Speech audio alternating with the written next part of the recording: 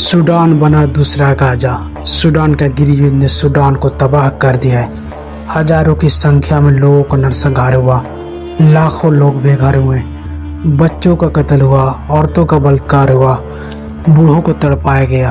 आखिर क्या रीजन है जो आज सूडान जल पड़ा? सूडान का गृहयुद्ध 2023 से चल रहा है, लेकिन दुनिया तक इसकी खबरें अक्टूबर 2025 में पहुंचा, जब सैटेलाइट तस्वीर दुनिया के सामने आया। ये सैटेलाइट तस्वीर बयान कर रहा है कि सूडान में खून की नदियां बह रही है और जहां जूम किया जा रहा है बस लाश ही नजर आ रहा है। सूडान में दो फोर्स आपस में लड़ रहा है। एक है रैपिड आर्म फोर्स और दूसरा है सूडान आर्म फोर्स SF। दो गुट आपस में झुलस पड़े, जिसका नतीजा ये निकला कि हजारों की जान चली गई, लाखों बेघर हो गए और करोड़ों लोग भूखमरी का शिकार हो गए। अब ये समझते हैं कि ये दो गुट आपस में क्यों भिड़ पड़े। RSF और SF दोनों ने मिलकर सूडान की सरकार के खिलाफ जंग छेड़ दिया था और लास्ट में नतीजा ये निकला कि सूडान की सरकार गिर गया। जब सूडान की सरकार खत्म हो गया तब RSF और SF ने मिलकर सरकार चलाने के बारे में बात किया, लेकिन हुआ उसका उल्टा। दुनिया की लालच और कुर्सी का हवस ने फिर से दोनों को जंग में आकर खड़ा कर दिया। अब जो हाल की सैटेलाइट फोटो सामने आई है, उससे ये पता चलता है कि RSF ने गांव का गांव सफाया कर रहा है। अब सवाल ये उठता है कि RSF इतना ज्यादा ताकतवर कैसे बन गया, वो SF के सामने अभी भी लड़ रहा है। उससे बड़ा सवाल ये है कि इन दोनों में जेनोसाइड में सबसे ज्यादा जिम्मेदार कौन है?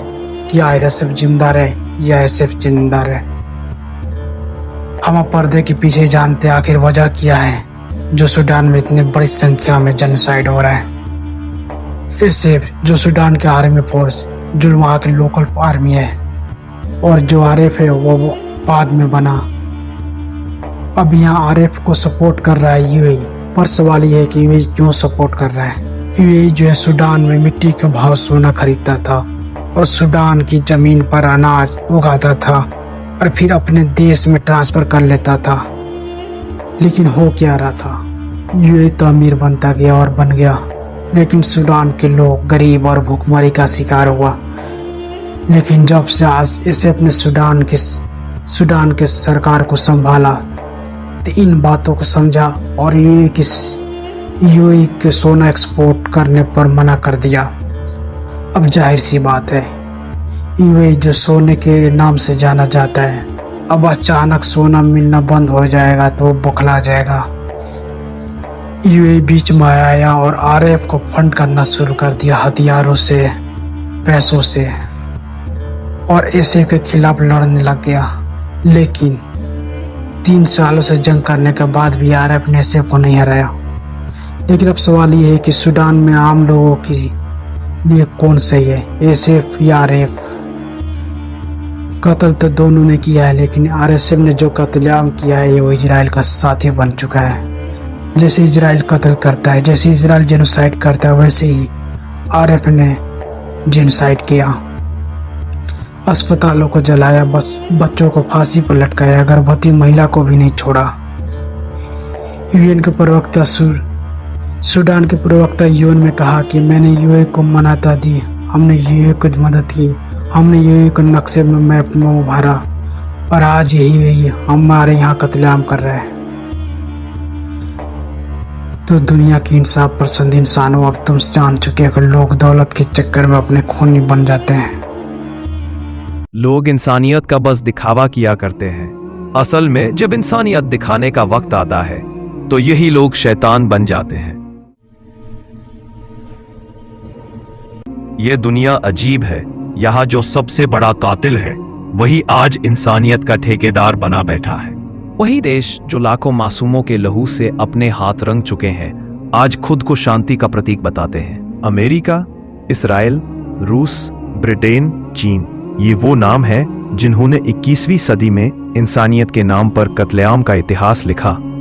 लेकिन शर्म की बात यह है कि इन्हीं देशों के झूठे चेहरे आज मानवता की माला जपते नजर आते हैं।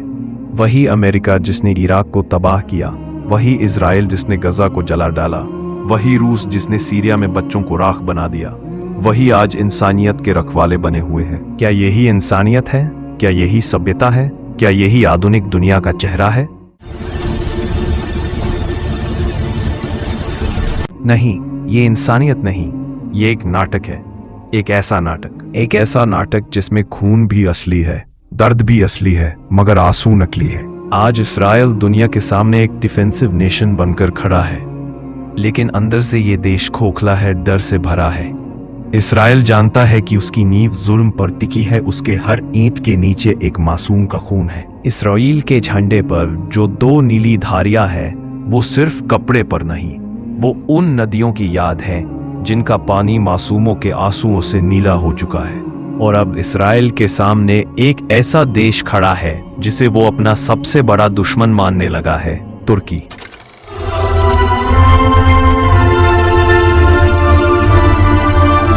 क्योंकि तुर्की ने झुकना नहीं सीखा, क्योंकि तुर्की ने वो कहा जो दुनिया कहने से डरती है, क्योंकि तुर्की ने इजराइल के जुल्म को सच्चाई के साथ पुकारा है। इस्राइल ने तुर्की को अपना सबसे बड़ा दुश्मन इसलिए माना क्योंकि तुर्की आज भी उम्मत का दर्द महसूस करता है।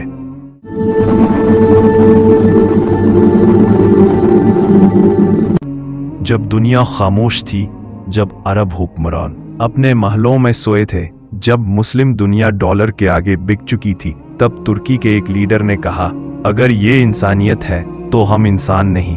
तुर्की ने गजा के लिए आवाज उठाई और यही बात इजराइल को चुभ गई। इजराइल के लिए सबसे बड़ा खतरा वो हथियार नहीं है जो किसी देश के पास है, बल्कि वो जुबानें हैं जो सच बोलती हैं। और तुर्की की जुबान आज इजराइल के झूठ को चीर रही है।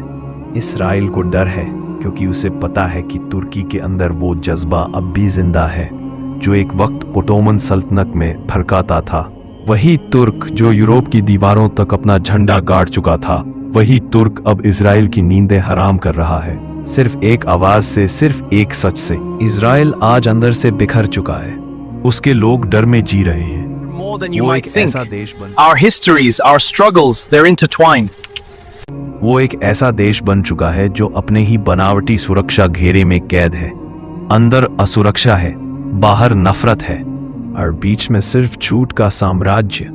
इजराइल ने जब तुर्की को दुश्मन कहा तो असल में उसने अपने दिल का डर जाहिर किया, क्योंकि तुर्की का दुश्मन होना मतलब इजराइल का सच सामने आना, क्योंकि तुर्की वो आईना है जिसमें इजराइल अपनी असली सूरत नहीं देख सकता। दुनिया के ये बड़े बड़े देश जो इंसानियत की बातें करते हैं, वही आज इजराइल के साथ खड़े हैं। वही अमेरिका कभी डेमोक्रेसी के नाम पर अफगानिस्तान को जलाया, वही ब्रिटेन जिसने आधी दुनिया को गुलाम बनाया, वही रूस जिसने अपने पड़ोसियों को तबाह किया, वही चीन जिसने मुसलमानों को कैंपों में बंद किया, आज सब इंसानियत के ठेकेदार हैं। 21वीं सदी इंसानियत की नहीं, बल्कि इंसानियत के नाम पर किए गए कत्लेआम की सदी है।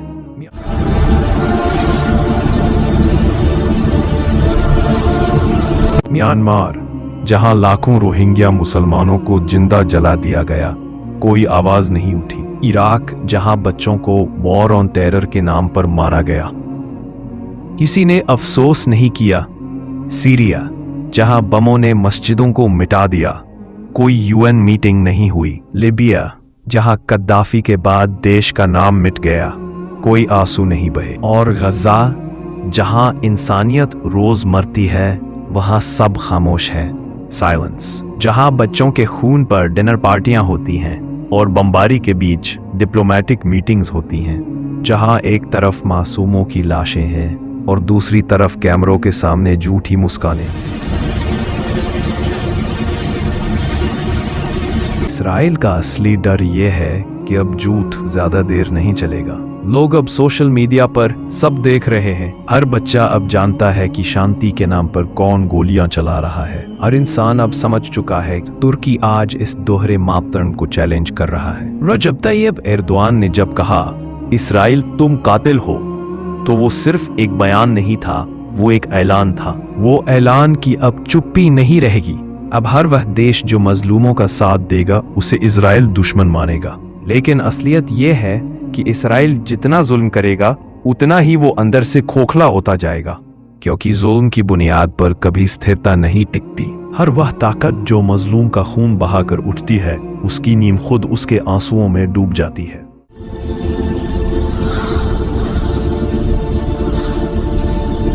इजराइल के अंदर अब आवाजें उठ रही हैं। खुद यहूदी अपने गवर्नमेंट के खिलाफ बोल रहे हैं, क्योंकि इंसानियत का गला घोंटकर सुरक्षा नहीं मिलती। क्योंकि हर बम के बाद एक सवाल उठता है, क्या यही शांति है? तुर्की का रुख इजराइल के लिए खतरा नहीं, बल्कि दुनिया के लिए आईना है।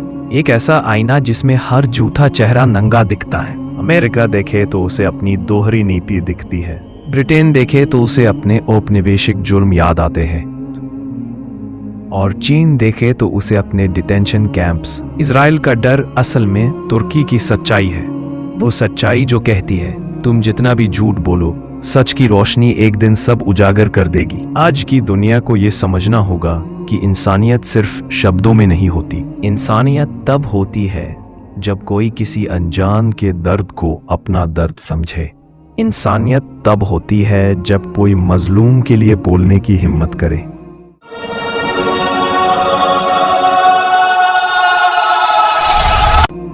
और यही काम तुर्की कर रहा है। सच के साथ खड़ा है, भले अकेला हो। इंसानियत का असली चेहरा वो नहीं जो न्यूज़ चैनलों पर दिखता है।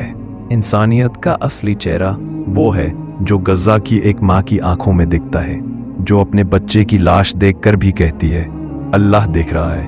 वो है जो तुर्की के एक नौजवान के दिल में धड़कता है, जो कहता है, अगर जुल्म देखकर चुप रह गए तो हम भी जालिम हैं। आज की दुनिया को एक बार फिर आईने में देखना होगा, क्योंकि अगर इंसानियत सिर्फ दिखावे तक सीमित रही तो कल इतिहास हमें माफ नहीं करेगा। आज इस्राएल ने तुर्की को दुश्मन माना है, लेकिन असल में उसने सच को दुश्मन माना है।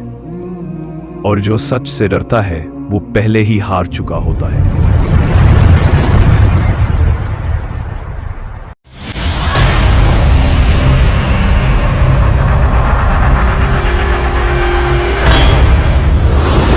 एक ऐसी जगह की कल्पना तुम क्या कर सकते हो जहां हर रोज सैकड़ों की संख्या में मारे जाते हैं, कत्ल किए जाते हैं, जहां हर रोज ऐसी बमबारी होती है, लोगों के चिथड़े उड़ जाते हैं, लाशें हवा में तैरती है, जहां लोग रात में सोते हैं तो उन्हें सुबह को जिंदा रहना पता नहीं होता। एक ऐसी जगह जहां हर समय किसी की न किसी की मौत इंतजार करना हो। लोग भूखे हैं, तड़प रहे हैं और दुनिया से गुहार लगा रहे हैं मदद की, लेकिन किसी के कान में रूई नहीं जी। और 200 अरब मुसलमान खामोश है, क्योंकि उन्हें दुनिया से मोहब्बत है, दिन से नहीं।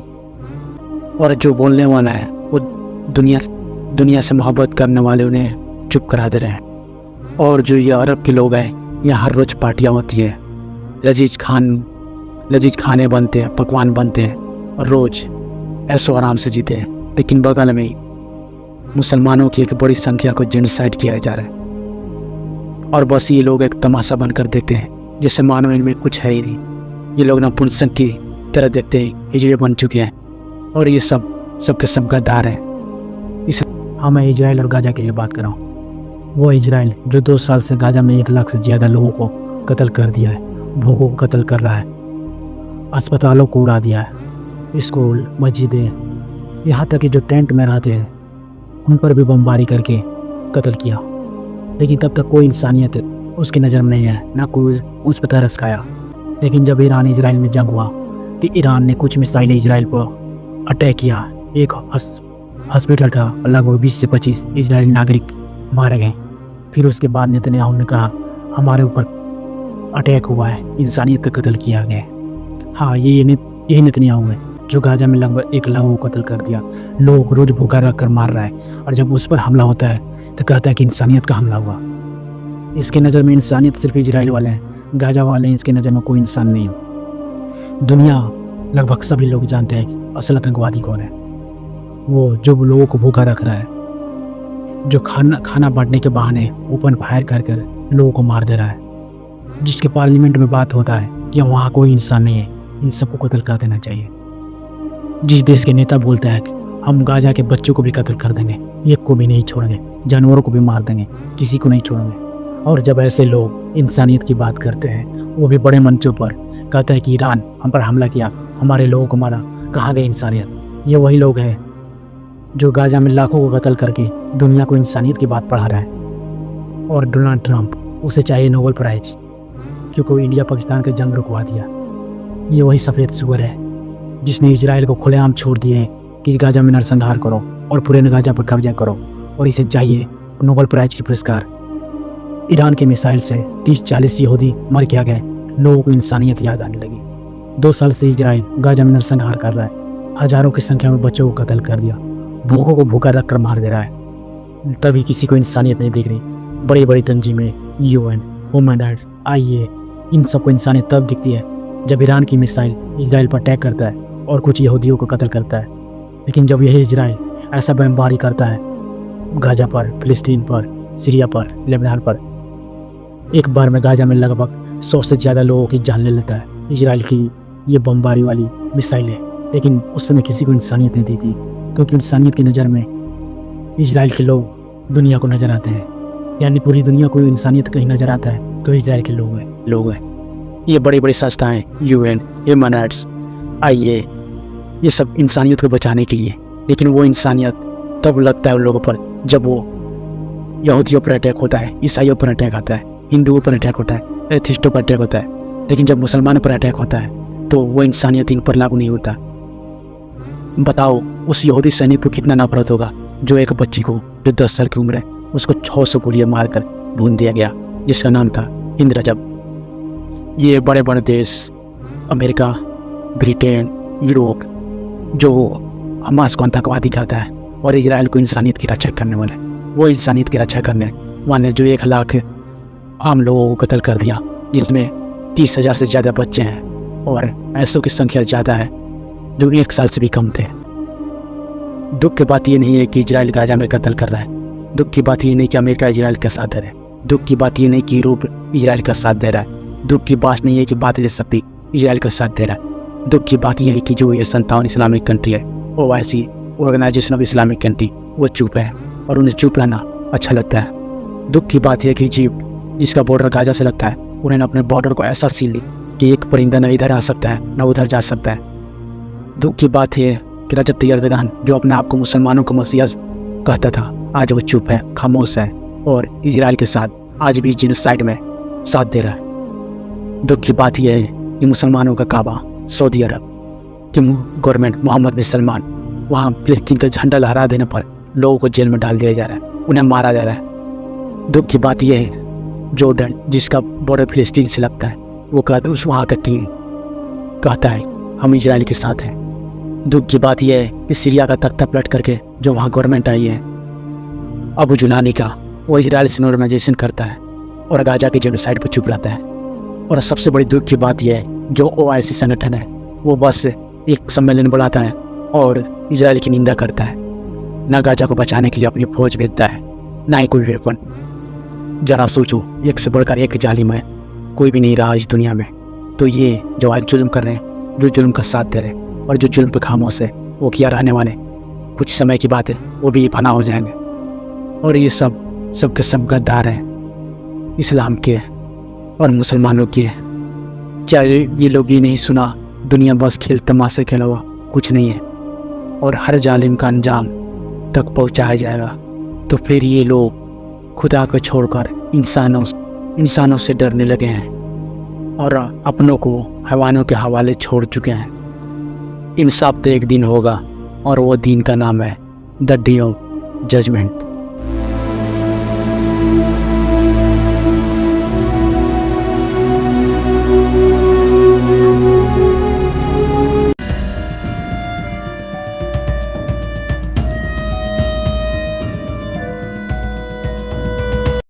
दुनिया बदल रही है, लेकिन इंसानियत का चेहरा? कहीं पर माँ अपने बच्चे को ढूंढ रही है, कहीं एक पिता अपने घर के खंडहरों में खड़ा है और कहीं मासूम बच्चे जो स्कूल जाना चाहते थे अब मलबे के ढेर में सो रहे हैं। सवाल ये है, ये सब क्यों हो रहा है और कब तक? दोस्तों, पिछले कई दशकों में दुनिया ने कई युद्ध देखे। कुछ को आतंकवाद के खिलाफ लड़ाई कहा गया, कुछ को जनता को आजादी दिलाने का मिशन बताया गया। लेकिन इन सब के बीच सबसे ज्यादा नुकसान किसका हुआ? आम इंसानों का। खासकर वो लोग जो पहले से ही गरीबी, भूख और राजनीतिक अस्थिरता से जूझ रहे थे। साल 2003 दुनिया की ताकतवर ताकतों ने इराक पर हमला किया। दावा किया गया कि वहां रासायनिक हथियार हैं जो पूरी दुनिया के लिए खतरा है। लेकिन सालों की लड़ाई, लाखों मौतों और पूरे देश की तबाही के बाद दुनिया ने देखा कोई हथियार नहीं मिले।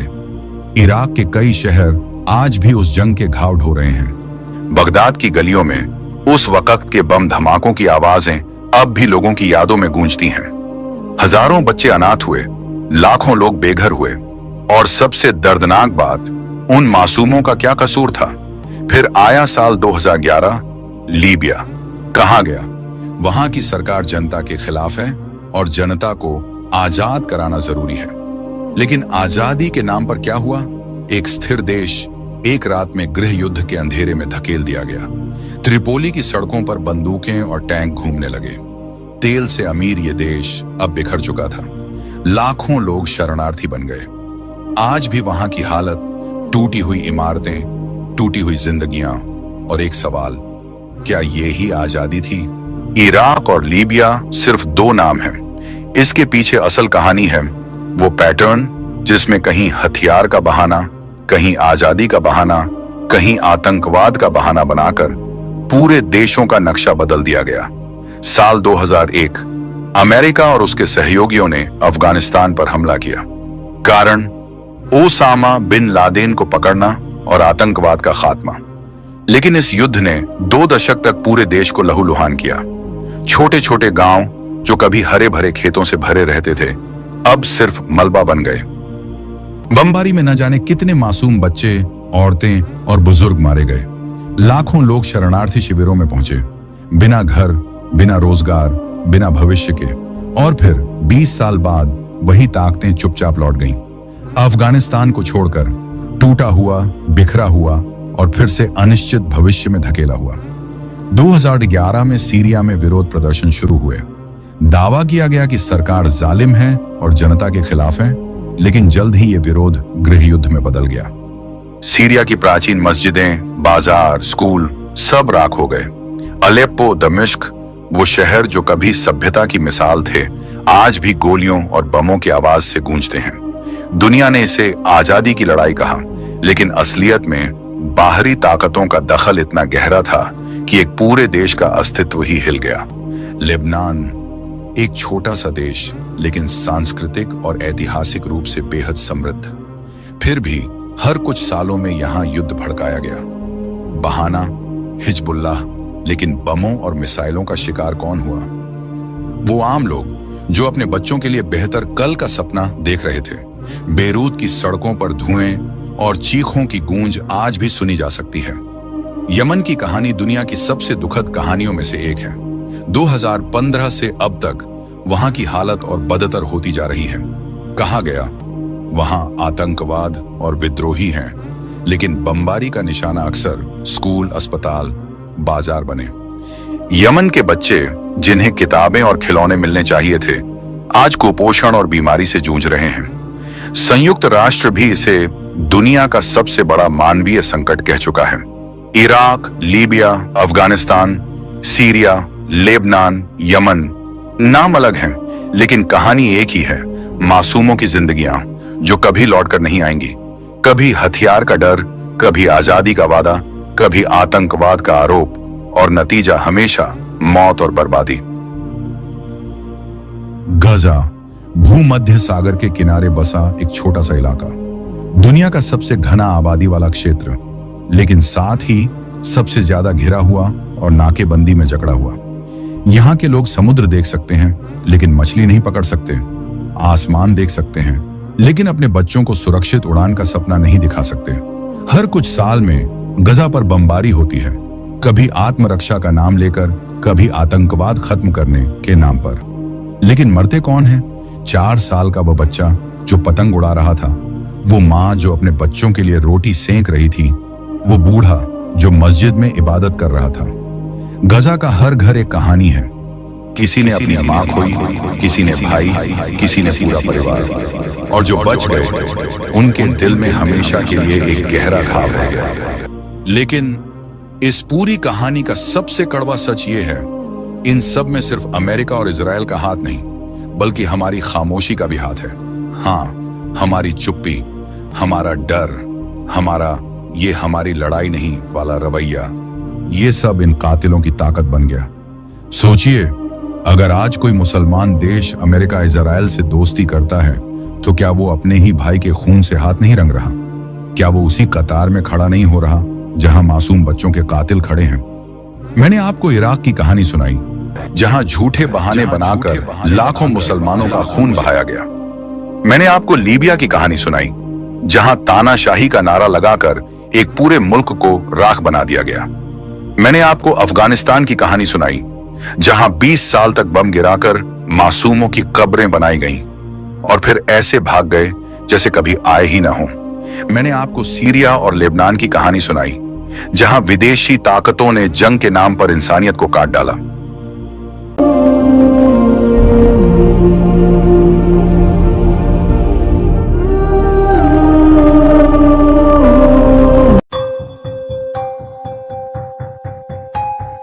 अगर मुसलमान को अपनी खोई हुई इज्जत चाहिए तो इन गद्दार हुक्मरानों को खत्म करना होगा, और अगर इंसानियत को जिंदा रखना है तो गजा में हो रहे इस जनसंहार को रोकना होगा। कभी एक वक्त था जब मुसलमान के कदमों की आहट से कसर एक ऐसा कांपते थे, जब उम्मत की सादगी, तौहीद और अदल से दुनिया रोशन होती थी। उस दौर में मुसलमान सिर्फ एक कौम नहीं, एक तहजीब का नाम था। सल्तनतें नहीं, दिल जीते जाते थे। लेकिन आज उसी उम्मत मुस्लिमान के नाम पर मजाक उड़ाए जाते हैं, बम बरसाए जाते हैं और मजलूमों का कत्ल करके अंतर्राष्ट्रीय मंचों पर जश्न मनाया जाता है। और सबसे बड़ी साजिश यह है कि मुसलमान को ही मुसलमान के खिलाफ खड़ा कर दिया गया है। आज सऊदी अरब से लेकर मिस्र तक, यूएई से लेकर पाकिस्तान तक, जिनके हाथों में उम्मत की रहनुमाई थी, उन्हीं हाथों ने उम्मत की पीठ में खंजर घोंप दिया। जब गजा में 11,000 से ज्यादा बच्चे मारे गए, जब मस्जिदों पर मिसाइलें बरसीं, जब अस्पतालों को ध्वस्त किया गया, तो इन अरब हुक्मरानों ने क्या किया? किसी ने तेल की सप्लाई बंद नहीं की, किसी ने अपने एम्बेसी वापस नहीं बुलाई, किसी ने अपने हथियारों से मुसलमानों की हिफाजत नहीं की, बल्कि उल्टा कई देशों ने इजराइल को अरबों डॉलर के हथियार भेजे, व्यापार बढ़ाया और उसे दोस्त कहकर गले लगाया। गजा अब सिर्फ फिलिस्तीनियों की लड़ाई नहीं है, यह लड़ाई है इंसानियत बनाम हैवानियत की। यह जंग है कलमा पढ़ने वालों की हिम्मत और जमीर का इम्तिहान। क्या आपको पता है 2 और 3 मिलियन लोग गजा में फंसे हैं, बिना पानी, बिना बिजली, बिना दवा। लाखों लोग अपने ही घरों के मलबे में दफन हो चुके हैं। स्कूल, हॉस्पिटल, मस्जिदें, सबको एक के बाद एक निशाना बनाया गया। जिंदा जले हुए बच्चों के चेहरे पर वो सवाल है जो पूरी उम्मत से पूछ रहा है, कहां हो तुम? क्या तुम अभी भी जिंदा हो? सबसे दर्दनाक मंजर वो नहीं जब बम गिरता है, सबसे दर्दनाक वो है जब पूरी उम्मत उस बम को चुपचाप गिरते हुए देखती है। क्या ये खामोशी हमारी कब्र नहीं बन चुकी? क्या हम इतने मुर्दा हो चुके हैं कि हमारे दिलों में उन बच्चों की चीख भी असर नहीं करती? आज अगर हम नहीं बोले तो कल इतिहास हमें ऐसे याद करेगा, ये वो लोग थे जिन्होंने कलमा तो पढ़ा लेकिन गजा के बच्चों के लिए एक आंसू भी नहीं बहाया।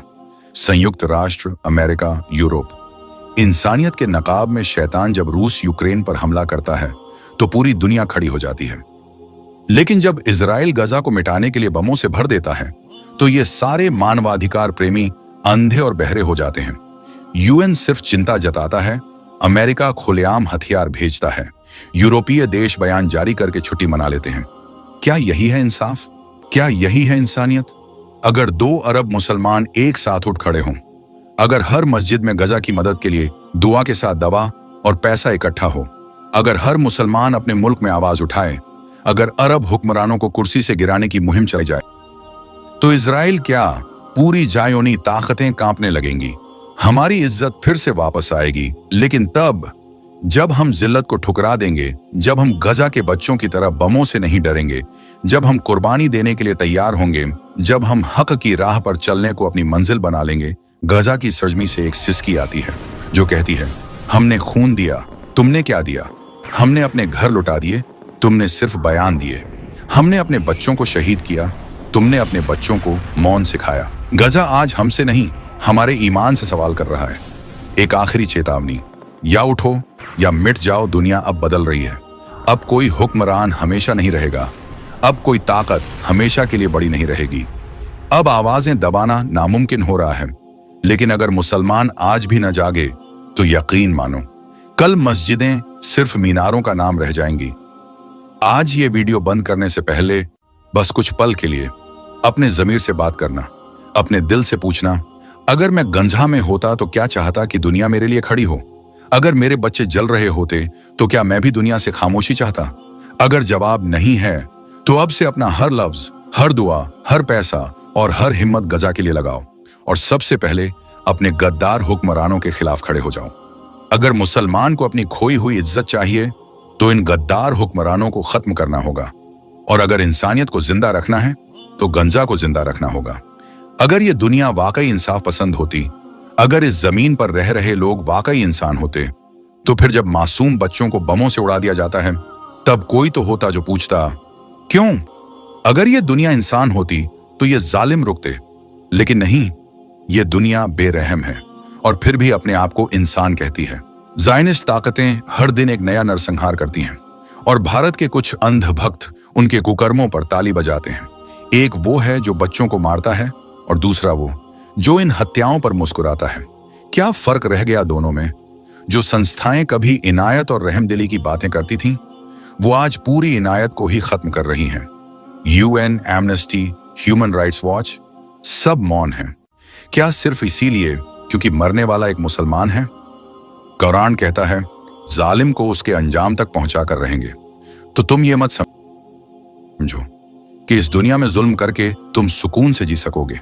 नहीं, वो दिन जरूर आएगा जब हर जालिम शर्मिंदा होगा, जब शहीदों के जिस्मों से खुशबू आएगी और जालिमों के बदन से बदबू। तो सुन लो ऐ दुनिया के आदम की औलादों, जिस रब ने तुम्हें बनाया वही रब तुम्हें मौत देगा और वही रब तुम्हें मौत के बाद दोबारा जिंदा करेगा। वही रब तुम्हें हिसाब देगा, वही रब तुम्हें जन्नत या जहन्नम देगा। वही रब है जो अपने हर मजलूम बंदे की बात सुनता है। वही रब है जिसने वादा किया है मैं जालिम को जल्द ही उसके अंजाम तक पहुंचा दूंगा। और वही रब कहता है जो मेरी राह में शहीद हुआ उसे मुर्दा मत समझो, वह जिंदा है। वही रब जिसने आसमान और जमीन को बनाया एक दिन उन्हें टकरा देगा। आज की साइंस भी मान चुकी है कि ब्रह्मांड का अंत होगा, बिग क्रंच, कॉस्मिक कोलिजन, ये सब कुरान पहले ही कह चुका है। हाँ, वही अल्लाह जिसकी बादशाही हर जगह है, हर सीमा के पार, हर ताकत से ऊपर। अल्लाहु अकबर, वही अल्लाह सबसे बड़ा है। वो दिन जरूर आएगा जब हक़न की रोशनी जुल्म के अंधेरे को निगल जाएगी, जब हर जालिम अपने किए पर पछताएगा और हर शहीद मुस्कुराकर कहेगा मैंने अपना हिस्सा अदा कर दिया। दुनिया बदल जाएगी लेकिन अल्लाह का इंसाफ कभी नहीं बदलेगा। अल्लाहु अकबर। सुनिए, गाजा का सुन लीजिए। पिछले 24 घंटे में इजराइल ने 116 गाजा के लोगों को मार दिया, जिसमें से 38 भूखे और प्यासे थे। 38 वो लोग थे जो खाना और पानी लेने के लिए अमेरिकी एजेंसियों के सामने गए थे। अब जरा UNRWA कह रहा है, देखिए ये बहुत गहरी बात है। UNRWA ने कहा है कि 7 अक्टूबर 2023 से अब तक इजराइल हर दिन एक क्लास में जितने बच्चे होते हैं लगभग एक पूरी क्लास को कत्ल कर रहा है। पूरी एक क्लास बच्चों की मारी जा रही है। अब जरा अगला मंजर देखिए। ये भूख और प्यास से तड़पते हुए बिलखते हुए लोग हैं जो बर्तन लेकर खाने की लाइन में लगे हैं। इन्हीं के ऊपर इजराइल की फौज गोली बरसाती है। सोचिए कितने लोग मारे जा रहे हों। आवाज में गूंज। कभी आपने किसी मां को देखा है जो अपने गोद में मासूम के टूटे हुए खिलौनों को पकड़कर रो रही हो? कभी सोचा है कि वो मासूम क्यों चुप है? क्योंकि अब वो इस दुनिया में नहीं रहा और उसका कसूर सिर्फ इतना था, वो उस जमीन पर पैदा हुआ जिसे आज जमीर वालों की दुनिया ने खामोशी से जलते हुए देखने का फैसला कर लिया है। ईरान के supreme leader Syed Ali Khamenei ने जो कहा वो सिर्फ एक सियासी बयान नहीं था, वो एक जख्मी दिल से निकली हुई सदाएं थीं। उन्होंने कहा इसराइल एक नासूर है जो अगर समय रहते साफ नहीं किया गया तो पूरा इलाका इससे सड़ जाएगा। आज जब हम मिडिल ईस्ट की तस्वीर को देखते हैं तो साफ नजर आता है कि कैसे एक छोटा सा इलाका पूरे क्षेत्र में अशांति, विस्थापन और मानवीय त्रासदी फैला रहा है। हर बार जब इसराइल लेबनान में युद्ध विराम की बात करता है, वहां के लोग उम्मीद से भर जाते हैं। माएं सोचती हैं कि अब उनके बच्चे स्कूल जा सकेंगे, बुजुर्ग सोचते हैं अब मस्जिदें सलामत रहेंगी। लेकिन फिर बमों की गड़गड़ाहट गूंजती है, फिर किसी की बेटी मलबे के नीचे दब जाती है, किसी बच्चे का स्कूल धूल में मिल जाता है। इसराइल की नीति साफ है, पहले युद्ध विराम कहो, फिर चुपके से बम गिराओ। सीरिया की धरती पर इसराइल का हस्तक्षेप केवल सैनिक कार्यवाही नहीं, बल्कि एक षड्यंत्र है जिसका मकसद उस देश की संप्रभुता को खत्म करना है। गोलन हाइट्स जो सीरिया की भूमि थी, उसे हथिया कर इसराइल ने वहां अपनी बस्तियां बसा लीं और ये सिलसिला आज भी जारी है। सीरिया की हवा में इजरायली जेट बम गिराते हैं और उस धूल में कहीं बच्चे, कहीं किसान, कहीं महिलाएं खो जाती हैं। कभी किसी अस्पताल पर हमला तो कभी किसी इमारत पर। क्या यह युद्ध है या फिर एक तरफा सज्जा? वेस्ट बैंक, वो इलाका जो कभी फलस्तीन की पहचान था, आज वहां रोज इजरायली बुलडोजर चलते हैं। मकानों को गिराया जाता है बिना किसी चेतावनी, बिना किसी इंसाफ के।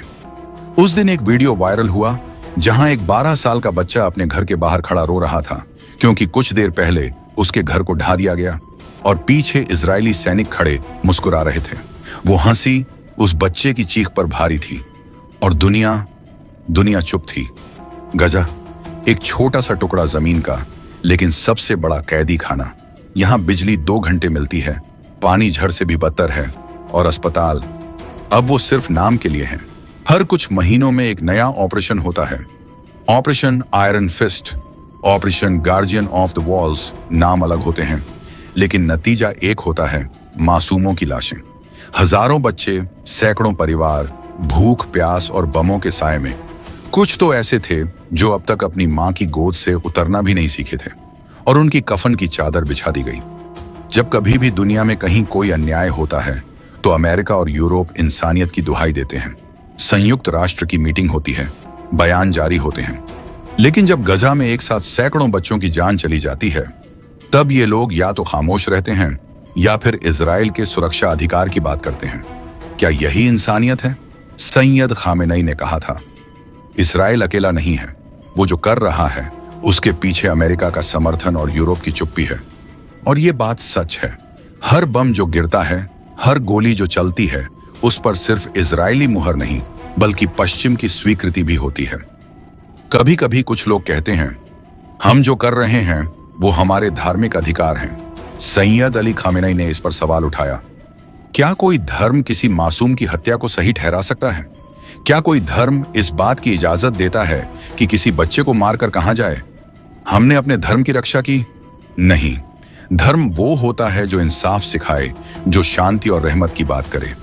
लेकिन जब धर्म को हिंसा का पर्दा बना लिया जाए तो वो इंसानियत का सबसे बड़ा खतरा बन जाता है। आज अगर दुनिया खामोश है तो ये खामोशी भी एक जुर्म है।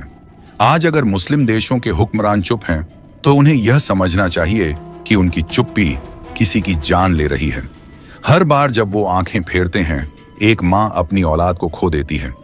हर बार जब वो तटस्थ रहते हैं, एक मस्जिद ढह जाती है। आज भी अगर हम जाग जाएं, अगर हम आवाज उठाएं, तो शायद आने वाली नस्लें हमें माफ कर दें। यह लड़ाई सिर्फ इसराइल और फलस्तीन की नहीं है, ये लड़ाई है इंसानियत और बर्बरता के बीच की। इस लड़ाई में जो खामोश है वो भी भागीदार है। सैयद अली खामेनेई ने जो सबसे अहम बात कही वो एक चेतावनी थी। अगर इस नासूर को अभी नहीं रोका गया तो ये लेबनान, सीरिया, जॉर्डन, मिस्र सबको निगल जाएगा। एक कीड़ा जब लकड़ी में लग जाता है, अगर उसे समय पर नहीं निकाला गया तो पूरी लकड़ी बर्बाद हो जाती है। इसी तरह अगर इसराइल की विस्तारवादी नीति को न रोका गया तो पूरा इलाका एक अनंत युद्ध में फंस जाएगा जहां कोई जीतने वाला नहीं होगा। वेस्ट बैंक में ऐसा कोई दिन नहीं जाता जब किसी फलस्तीनी का घर न गिराया जाए। कोई बच्चा जो स्कूल से लौटा भी नहीं, उसे घर के बाहर खड़ा देख इजरायली सैनिक घेरते हैं। कभी उसे गिरफ्तार कर लिया जाता है तो कभी उसके माता पिता को। हर दिन इसराइल वेस्ट बैंक में घुसता है, लोगों के घर तोड़ता है और वहां अपनी बस्तियां बसाता है। वहां के लोग हर सुबह ये नहीं सोचते कि आज क्या खाएंगे, बल्कि ये सोचते हैं कि आज कौन जिंदा रहेगा। गजा को एक खुला जेल कहा जाता है। यहाँ न बिजली है, न साफ पानी, न दवाइयां। बच्चे भूख से बिलखते हैं और ऊपर से बम बरसते हैं। इसराइल ने लाखों लोगों की जिंदगियां तबाह कर दी, जिसमें हजारों बच्चे शामिल थे। कुछ तो 1 साल से भी कम उम्र के थे। भूखों पर ओपन फायर करके कत्ल कर देता है, जिसमें हजारों की संख्या वो बच्चे हैं जो 1 साल से भी कम थे। ये गजा की कड़वी सच्चाई है। दर्द की सबसे बड़ी बात यह है मुस्लिम देशों की खामोशी। कई अरब देश जिनके पास ताकत, पैसा और मीडिया है, वो चुप हैं। हर चीख, हर लाश, हर आंसू उनकी खामोशी पर सवाल उठा रहा है। जो चुप हैं वो भी हिस्सेदार हैं। ये बात आज भी गूंज रही है। आज भी अगर हम सब एकजुट होकर आवाज उठाएं तो इतिहास बदल सकता है। बच्चों की लाशों पर सियासत नहीं, इंसाफ चाहिए। जो इंसानियत को बचाना चाहता है उसे खामोश नहीं रहना चाहिए। ये लड़ाई जमीर की है और जमीर अब भी जिंदा है।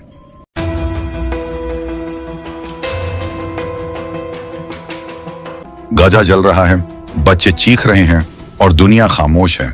हर बम की गूंज में एक नन्हा दिल फट जाता है। हर धमाके के बाद किसी मां की गोद सूनी हो जाती है। लेकिन यूरोप के इंसानियत के ठेकेदार, यूनो के बेशर्म दफ्तर और ह्यूमन राइट्स के नकली झंडे उठाने वाले सब उनके जमीर मरे हुए हैं। ए यूनो, तू कायनात के सबसे बड़े मजाक का नाम है। तेरे चार्टर में इंसानियत की बातें हैं, लेकिन गजा में तेरे शब्दों की कोई कीमत नहीं। तेरी बैठकें होती हैं, फैसले होते हैं, बयान दिए जाते हैं, लेकिन बच्चों की लाशें तेरे फर्श पर नहीं रखी जाती, इसलिए तुझे उनके वजूद से कोई वास्ता नहीं। ए यूरोप, तू वो सभ्यता है जो सभ्य होने का ढोंग करती है। तू वो इंसानियत है जो रंग, मजहब और फायदे के हिसाब से इंसान तय करती है। तू यूक्रेन के लिए आंसू बहाता है, लेकिन जब गाजा में बच्चा जलता है तो उसे हिजबुल्लाह या आतंकवादी की संतान कहता है। क्या इंसानियत अब पासपोर्ट देखकर तय होगी? ए ह्यूमन राइट्स वॉच, कहां हैं तुम्हारे कैमरे? कहां हैं वो रिपोर्टें? कहां हैं वो वकील जो जानवरों के लिए भी अदालत जाते हैं? तुम्हारे लिए एक कुत्ते की पूंछ में चोट आ जाए तो इंसानियत घायल हो जाती है, तो तुम्हारी जुबान सिल जाती है। तुम भी कातिल हो, तुम्हारी खामोशी भी कत्ल है। और तुम यह ना समझो कि अल्लाह जालिमों के कामों से गाफिल है। गजा में बच्चे बिस्तर नहीं, बमों के नीचे सोते हैं। उनके लिए लोरी नहीं, ड्रोन की आवाजें हैं। गजा के ये बच्चे तुम्हारे अरब लीग से कहीं ज्यादा बहादुर हैं, तुम्हारे 57 मुस्लिम मुल्कों से ज्यादा मजबूत हैं। और अब बात उन गद्दारों की जो मक्का और मदीना के वारिस बन बैठे हैं, लेकिन अल्लाह की नजरों में मुनाफिक हैं। सऊदी अरब, यूएई, तुम्हारी चुप्पी ने इजराइल को ताकत दी है। तुम्हारे ऑनएल डील्स ने मासूमों का खून बहाया है। तुमने अपने महलों की चमक बचाने के लिए उम्मत को अंधेरे में धकेल दिया। लानत है तुम्हारी खामोशी पर, लानत है तुम्हारे उसलूब पर। ए उम्मत के नौजवानों, कब तक तुम इन मुनाफिकों के पीछे चलोगे? कब तक सोशल मीडिया पर फ्री पैलेस्टाइन पोस्ट करके अपने फर्ज से भागोगे?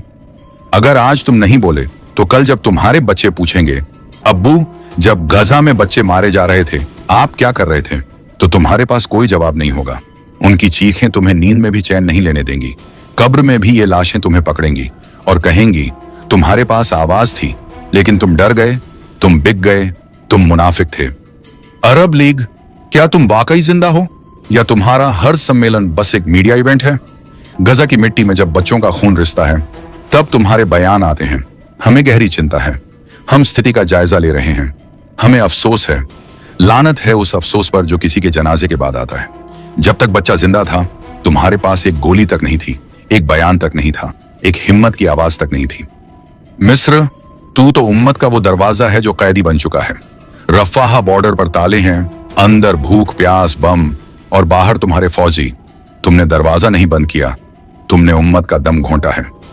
यूएई, तेरे जहाज इजराइल के बंदरगाहों पर उतरते हैं, तेरे व्यापारी जयोनियों के साथ सेल्फी खिंचवाते हैं, तेरी हवेली में इस्राएली जश्न होते हैं और गजा में मस्जिदें गिरती हैं। तेरे लिए फैशन ज्यादा अहम है और तुम्हारी महफिलों में नबी का नाम लेना भी गुनाह लगता है। तुम्हारे लिए कुरान सिर्फ रमजान की शोभा है और हदीस महज इंस्टा स्टोरी का कॉल। ए कुवैत, बहरीन, मोरक्को, जॉर्डन, तुम्हारी खामोशी ही इजराइल की हिम्मत है। तुम्हारी मूक सहमति ही बमों का पेट्रोल है।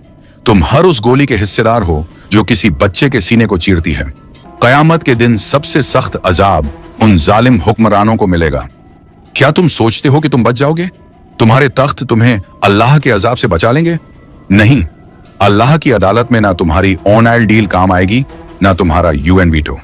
ए उम्मत के नौजवानों, आज कसम खाओ कि हम इन मुनाफिकों को अब और बर्दाश्त नहीं करेंगे।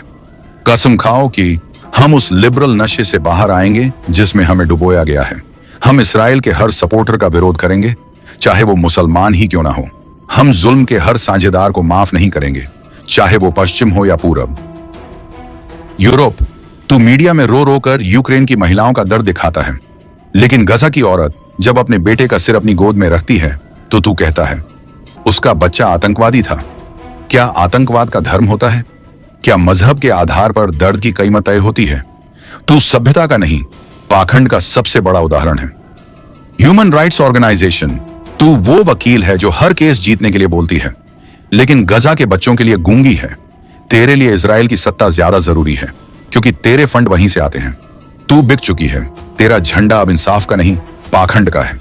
गजा के हर बच्चे की चीख तेरे ऑफिस की खिड़कियों को हिला रही है, लेकिन तुम सबकी आत्माएं मर चुकी हैं। तुम इंसानियत की हत्या के गवाह नहीं, हिस्सेदार हो। ए मुसलमानों, कसम खाओ अल्लाह के नाम पर कि जब तक गजा आजाद नहीं होगा चैन से नहीं बैठेंगे। जब तक हर मुनाफिक बेनकाब नहीं होगा खामोश नहीं रहेंगे। और जब तक जुल्म मिटेगा नहीं, आराम हराम होगा। लम यहतम बिअम्रिल मुस्लिमीन फलैसा मिनहुम। जो उम्मत की हालत से फिक्रमंद नहीं, वो उम्मत का हिस्सा नहीं। क्या तुमने कभी एक माँ को देखा है जो अपने बेटे की लाश से लिपटी हुई कहती है, बेटा अब तू आराम कर, अब कोई बम तुझे नहीं मार सकेगा, अब तू भूखा नहीं रहेगा? क्या तुम्हारा दिल कांपा? नहीं ना, क्योंकि तुम्हारा दिल अब डॉलर और बिजनेस डील से बन गया है। तुम्हारे लिए एक माँ का दुख बस एक वीडियो का बैकग्राउंड बन गया है। अब तय करो, तुम उम्मत में हो या मुनाफिकों के गिरोह में। ऐ ट्रंप, तेरी हंसी गजा की लाशों पर थूक है। ऐ बाइडन, तेरी चाल गजा की तख्तियों पर चलती है। ऐ नेतन्याहू, तू नफरत और कत्ल की वो मिसाल है जिसे आने वाली नस्लें दोजख का शैतान कहेंगी। तुम तीनों शैतान के 3 सिर हो। एक ने हथियार दिए, दूसरे ने इजाजत दी, तीसरे ने कत्ल किए। लेकिन याद रखो, अल्लाह की अदालत में एक एक मौत का हिसाब लिया जाएगा, हर चीख का जवाब मांगा जाएगा। और तुम जो खुद को उम्मत कहते हो, तुम्हारी उंगलियां तो सोशल मीडिया पर फास्ट हैं, लेकिन जुल्म के खिलाफ उठने में लकवा मार गया है। तुम्हारे लिए आईपीएल के स्कोर गजा के जनाजों से ज्यादा जरूरी है। तुम्हारी अफसोस भरी स्टोरीज किसी जिहाद का हिस्सा नहीं है। तुम्हारी खामोशी भी कत्ल है। तुम्हारा न्यूट्रल रहना भी गुनाह है। गजा का हर बच्चा शहीद हो रहा है, लेकिन साथ ही तुम्हारे ईमान की मौत का गवाह भी बन रहा है। वो बच्चा जब शहादत की उंगली उठाता है तो वो तुमसे नहीं, अल्लाह से शिकायत करता है। आज हम एक ऐसे देश की कहानी सुनेंगे जिसने दुनिया के सामने मासूमियत का मुखौटा पहन रखा है, लेकिन पर्दे के पीछे वह अपने पड़ोसियों को खामोश करने के लिए परमाणु हथियारों का जखीरा जमा कर चुका है। ये कहानी है इजराइल की, उस देश की जो खुद को एकमात्र लोकतंत्र कहता है, लेकिन जिसकी नीतियां शातिर चुप्पी और खुफिया खेलों से लिपटी हुई हैं। और फिर आता है एक नाम, मोर्दखाई वानुनू, एक यहूदी, एक इजरायली, लेकिन सबसे पहले एक सच्चा इंसान, एक ऐसा शख्स जिसने अपनी अंतरात्मा की आवाज सुनी और पूरी दुनिया को इजराइल की उस हकीकत से रूबरू कराया जिसे वह दशकों से छुपा रहा था, उसका परमाणु कार्यक्रम। इजराइल की स्थापना 1948 में हुई थी और तभी से उसकी विदेश नीति का मूल मंत्र था, हमारी सुरक्षा सबसे ऊपर। इसी सोच ने उसे 1950 के दशक में एक अत्यंत गोपनीय मिशन की ओर मोड़ा, परमाणु हथियार बनाना। 1998 में इजराइल ने नेगेव मरुस्थल के बीचों बीच एक कपड़ा निर्माण संयंत्र दिखाकर एक विशाल परमाणु रिएक्टर की नींव रखी। नाम दिया गया डिमोना न्यूक्लियर फैसिलिटी। लेकिन यह कोई साधारण रिएक्टर नहीं था। इसकी गोपनीयता इतनी गहरी थी कि अमेरिका और पश्चिमी देशों को भी इसकी पूरी जानकारी वर्षों तक नहीं थी। फ्रांस की भूमिका, फ्रांस ने इजराइल को न केवल तकनीक दी बल्कि प्लूटोनियम रिएक्टर के निर्माण में भी सहायता की। ये पूरा सौदा एक चुप्पी की राजनीति का हिस्सा था, जिसमें पश्चिमी शक्तियां आंखें मूंद कर इजराइल को अपना काम करने दे रही थीं। इजराइल की परमाणु रणनीति का आधार बना एक वाक्य, हम अपने परमाणु कार्यक्रम की न तो पुष्टि करते हैं और न ही उसका खंडन करते हैं।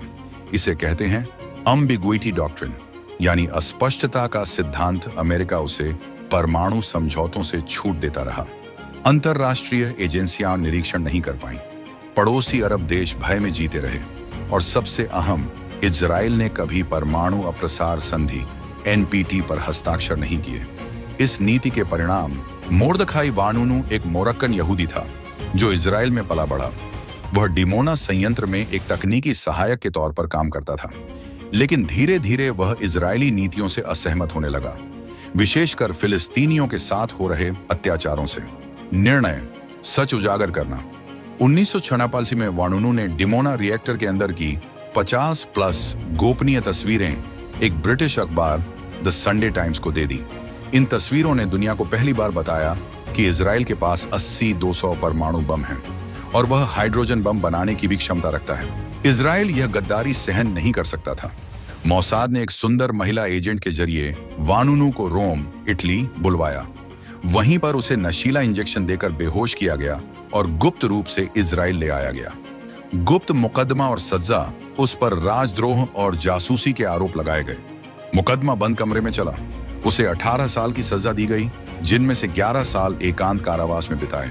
वानुनु 2004 में जेल से बाहर आया, लेकिन उसकी आजादी छिन चुकी थी।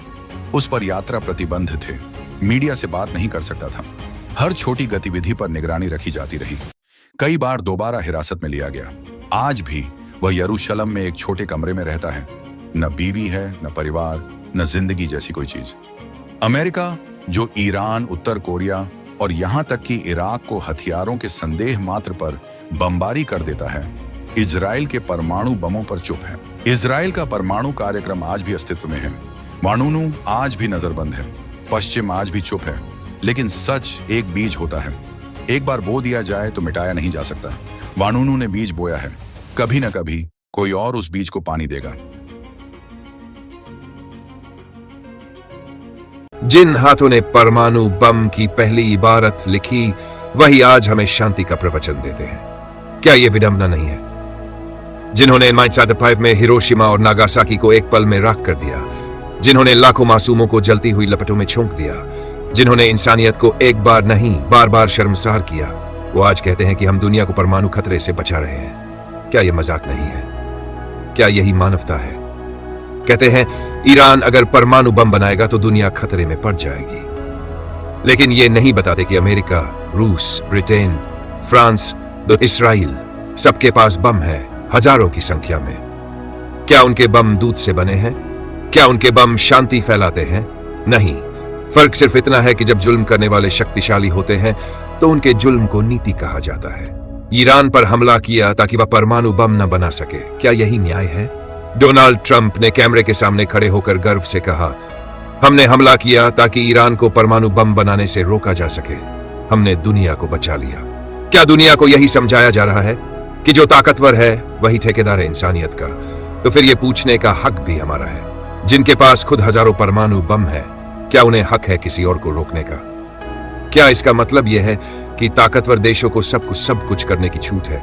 वो अपने हित में सरकारें गिराएंगे, जनसंहार करेंगे, तेल के कुओं पर कब्जा करेंगे और फिर कहेंगे हम शांति ला रहे हैं। अगर ईरान ने बम बना लिया तो शायद इस्राइल को जवाब मिल जाएगा। यही तो असली डर है। सच यही है।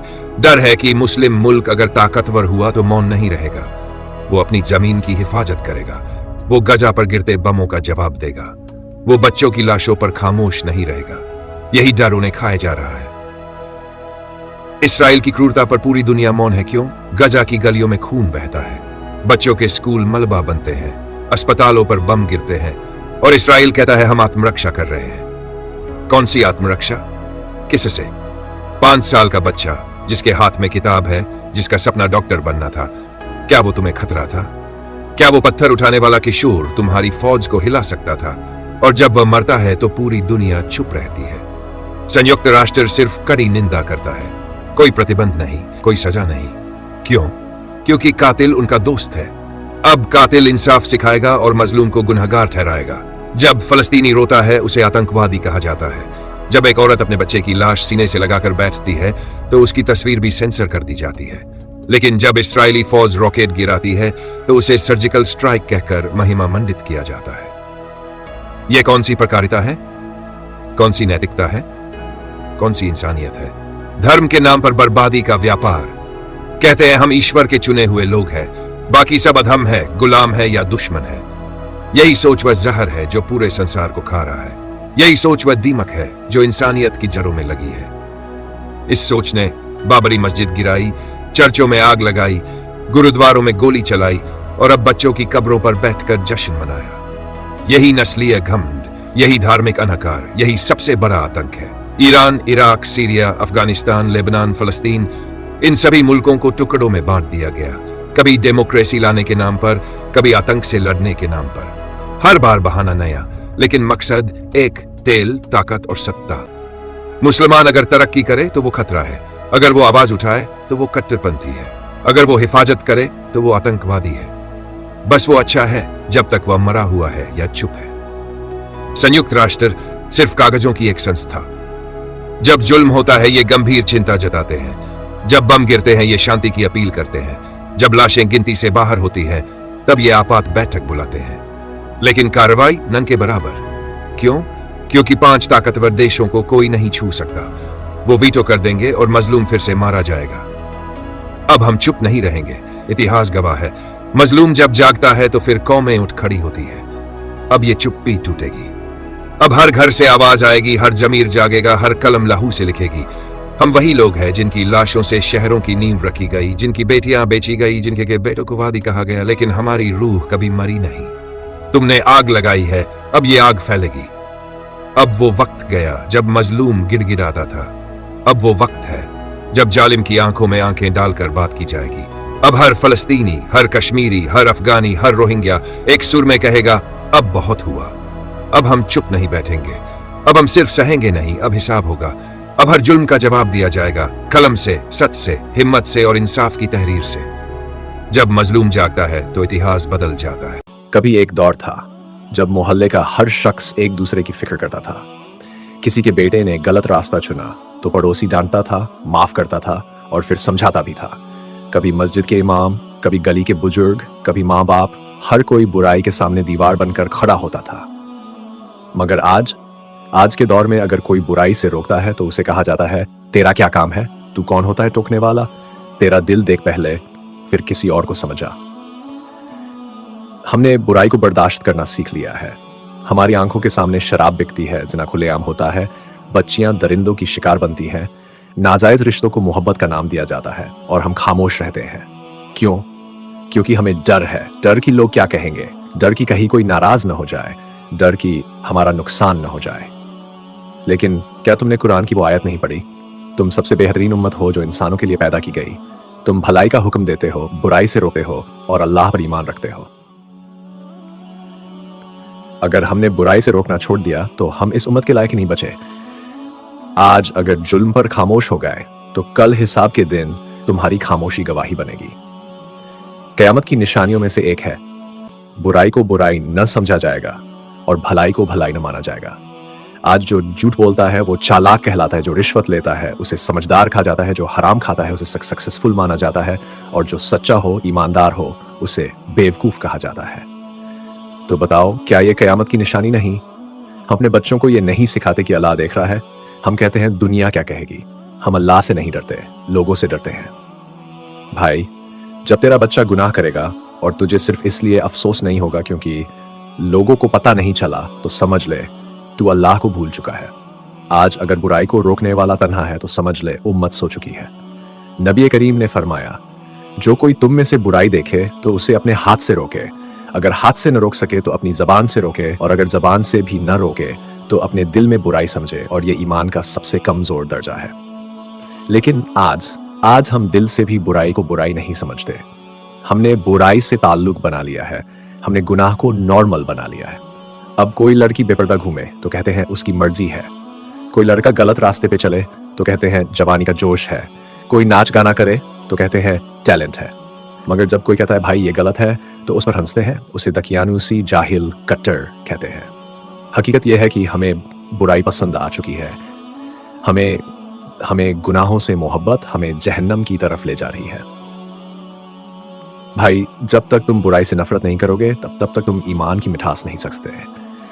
क़यामत आने से पहले एक दौर आएगा जब मस्जिदें भरी होंगी मगर हिदायत कम होगी, जब कुरान पढ़ा जाएगा मगर समझा नहीं जाएगा, जब नाम मुसलमान होंगे मगर काम काफिरों जैसे होंगे। और यही है, आज बुराई से रोकने वाला अकेला है मगर अल्लाह की नजर में सबसे ऊंचा है। आज जो गुनाह से लड़ रहा है वो ही अल्लाह का सच्चा सिपाही है। भाई, चुप न रहो। अगर तुमने बुराई के खिलाफ आवाज न उठाई तो कल अल्लाह तुमसे पूछेगा, जब तू देख रहा था तब तूने रोका क्यों नहीं? और तब कोई जवाब नहीं होगा सिवाय शर्मिंदगी के। जब अंधेरा बढ़ता है तभी रोशनी की अहमियत समझ आती है। आज बुराई इतनी आम हो गई है कि अच्छाई गुमनाम हो गई है, मगर अल्लाह के वादे में कोई शक नहीं। और जब तुम्हारे रब ने ऐलान किया, अगर तुम शुक्र करोगे तो मैं और ज्यादा दूंगा, और अगर तुम नाशुक्री करोगे तो मेरा अजाब बहुत सख्त है। आज हम न तो शुक्र करते हैं न ही बुराई से बचते हैं, और फिर उम्मीद करते हैं कि हमारी दुनिया सुकून से भर जाए। ऐसा कैसे हो सकता है? और जो लोग हमारी राह में जिहाद करते हैं, हम उन्हें अपने रास्ते दिखा देंगे। निश्चय ही अल्लाह नेकी करने वालों के साथ है। सूरत अल-अनकबूत। भाई, बुराई को रोकना भी एक जिहाद है। ये वो जिहाद है जो दिल से, जबान से और हाथ से होता है। ये आसान नहीं है। लोग तुम्हारा मजाक उड़ाएंगे, तुम्हें दकियानूसी कहेंगे, लेकिन याद रखो तुम्हारे साथ अल्लाह है। अब वक्त आ गया है उठने का, जागने का और आवाज बुलंद करने का। हर मां को अपने बेटे से कहना चाहिए, बेटा अगर तुझसे गुनाह हो जाए तो डर उस खुदा से जो तुझे हर वक्त देखता है। हर बाप को कहना चाहिए, बेटा तू झूठ बोलेगा तो दुनिया से नहीं खुदा से शर्म कर।